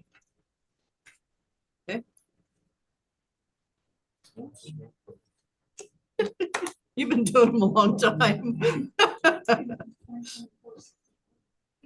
All right. Thank you, commissioners. Preserve Thank the you. aesthetics. What's that? Was that to preserve the aesthetics of the North Fork then? Is that why? It's a leg thing. Yeah, Cecil, he screwed up so much stuff up there. I'm sorry. I'm sorry. I shouldn't speak ill of him yet, but Cecil was a great guy, but he had some weird Cody Country Estates. Oh, That was his. really? That was his creation. Him and Kruger. no No, Kruger. Kruger came in to sell it. Raymond, no, it was I'll tell you tomorrow. Cat Putz. Cat Putz was involved with that. Yeah, and they had they did some wild stuff. My father-in-law bought a piece of property and instead of subdividing, they just put a 99-year lease on it. So it was never recorded as a lot. And so when he built his house, it was on this portion that was a 99-year lease that was leased to somebody else. Yeah, the quarter circle acre lots up there in Cody Country Estates were a Cecil Lake creation. Great. Wow. Two houses up there, I'm building one now. and I've got two more. Jim's fixing it. Yeah, I He's hear he's trying. squaring up the lots. He's trying. Okay, we need to keep moving. We have an interview. Okay. scheduled. Thank you again. Thank you. Thanks for Thank joining you, us. Paul. Madam Chair, I make a motion to do an executive session for personnel. Oh. Seconds. So moved and seconded to go into an executive session for personnel. Any discussion on the motion? Hearing none, all those in favor? All right. Aye. Anyone opposed? I don't jump through those hoops. You want to get out of this? You want to apply for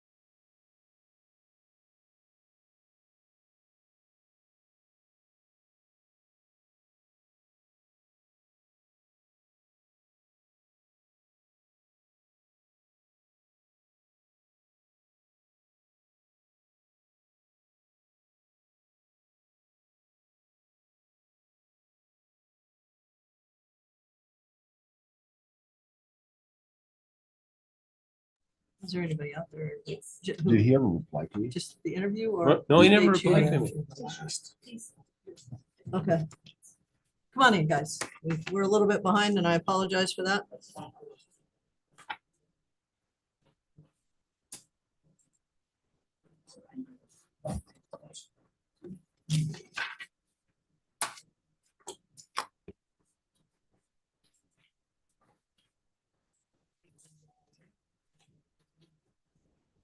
Okay, the next thing on our agenda is review the proposed joint powers board bylaws for the state shooting complex. Those bylaws, as we talked about, need to be presented down to the state. And once those are at least preliminary approved, we could start looking at advertising for positions for that board. But until we have some bylaws that we're pretty sure would be in place, there's no reason to do that. So we're trying to move forward as much as we can, knowing full well that we're on a time scenario here. May or may not work, but we're hoping to be as ready as we can be by February. So with that, we asked county attorney to review what was proposed for those bylaws. He had a few thoughts on those. Did you all get a chance to look through those? Okay. So there was some discussion about working with the city of Cody because they are also on this joint powers board. And Brian, you had a couple thoughts on that as far as how we get this together with the city of Cody, or how do we make this work? I'm sure, are we talking about funding or? Responsibilities that would show up in the bylaws. What would be approved through the state as to the bylaws and the operations of that joint powers board? So Mr. Volkitsky might be a better person to answer that on that issue. I know there were discussions around termination. As far as the actual bylaws, I'm not sure how to answer that. Termination of the shooting complex itself, or, Yes. okay.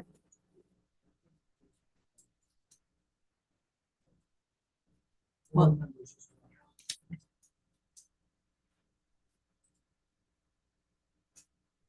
Okay. I thought there was also something about funding that he had mentioned. Do you remember that?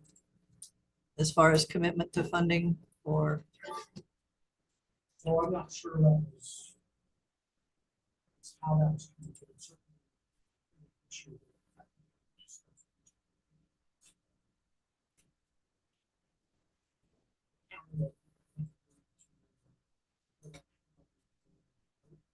sure. Mhm.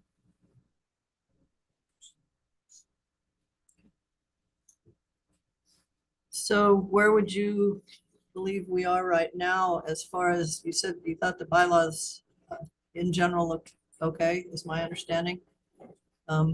Do we need to, as a body, get together with the city to finalize these, or what's your recommendation? That would be nice. Okay. Small details. Pleasure of this board, I could try to do that on our meeting on, is it the 15th? I keep getting lost on November 19th. I can try for the afternoon of November 19th if the board is okay with that, to try to get as much city involvement as we can. And I know that stretches it out a little more, but that's the next time we get together, so. James? Commissioners, James Buss.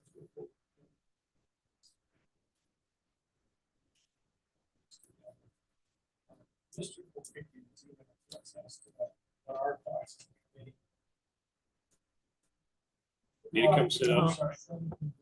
Yes. Sorry. The premise was two questions. He said that there had been concurrence on everything except two things. One was if both parties, the county and the city, would be required if they wanted to terminate a board member with cause. That was number one. Number two was the dissolution of the whole thing. If we decided it wasn't going to work and we wanted to unwind the joint powers board, how would that carry out? Would that require in the current, or the version that was initially provided required unanimous decision by both bodies. And his recommendation was that it needed to be 2/3, because one person gave one person really absolute power. Right. And so we, as a group, chatted about that and said, yeah, we're fine with that. We don't need to discuss it any further. But I think it wouldn't hurt to meet on the 19th. The city council has taken that under consideration. And so I don't know when you would make formal action to approve this, or maybe the 19th you'd make approval based on, the results of the meeting. I think that would be fine, because they'll approve it that night, and then we can go ahead and populate the Joint Powers Board and move forward. Remember, the goal is to have this completed so that we have a board seated by the time we get the legislative session. It's important to have that governance structure handled. What night was the city council meeting? The The same night? 19th, it's The the same 19th, Tuesday okay. night. Yeah. I guess my question for Mr. Skorick then, if that timetable worked to where we met in the afternoon and we made a decision and city council made a decision, they still need to go to the state. Is there a reason then to wait to hear from the state, or could we go ahead and advertise to at least interview for those positions?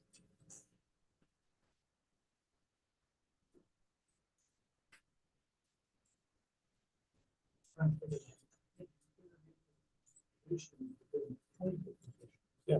Okay. Yeah. Okay. All right. I'm just thinking about time, because we're gonna have to advertise. That's gonna take some time. Okay.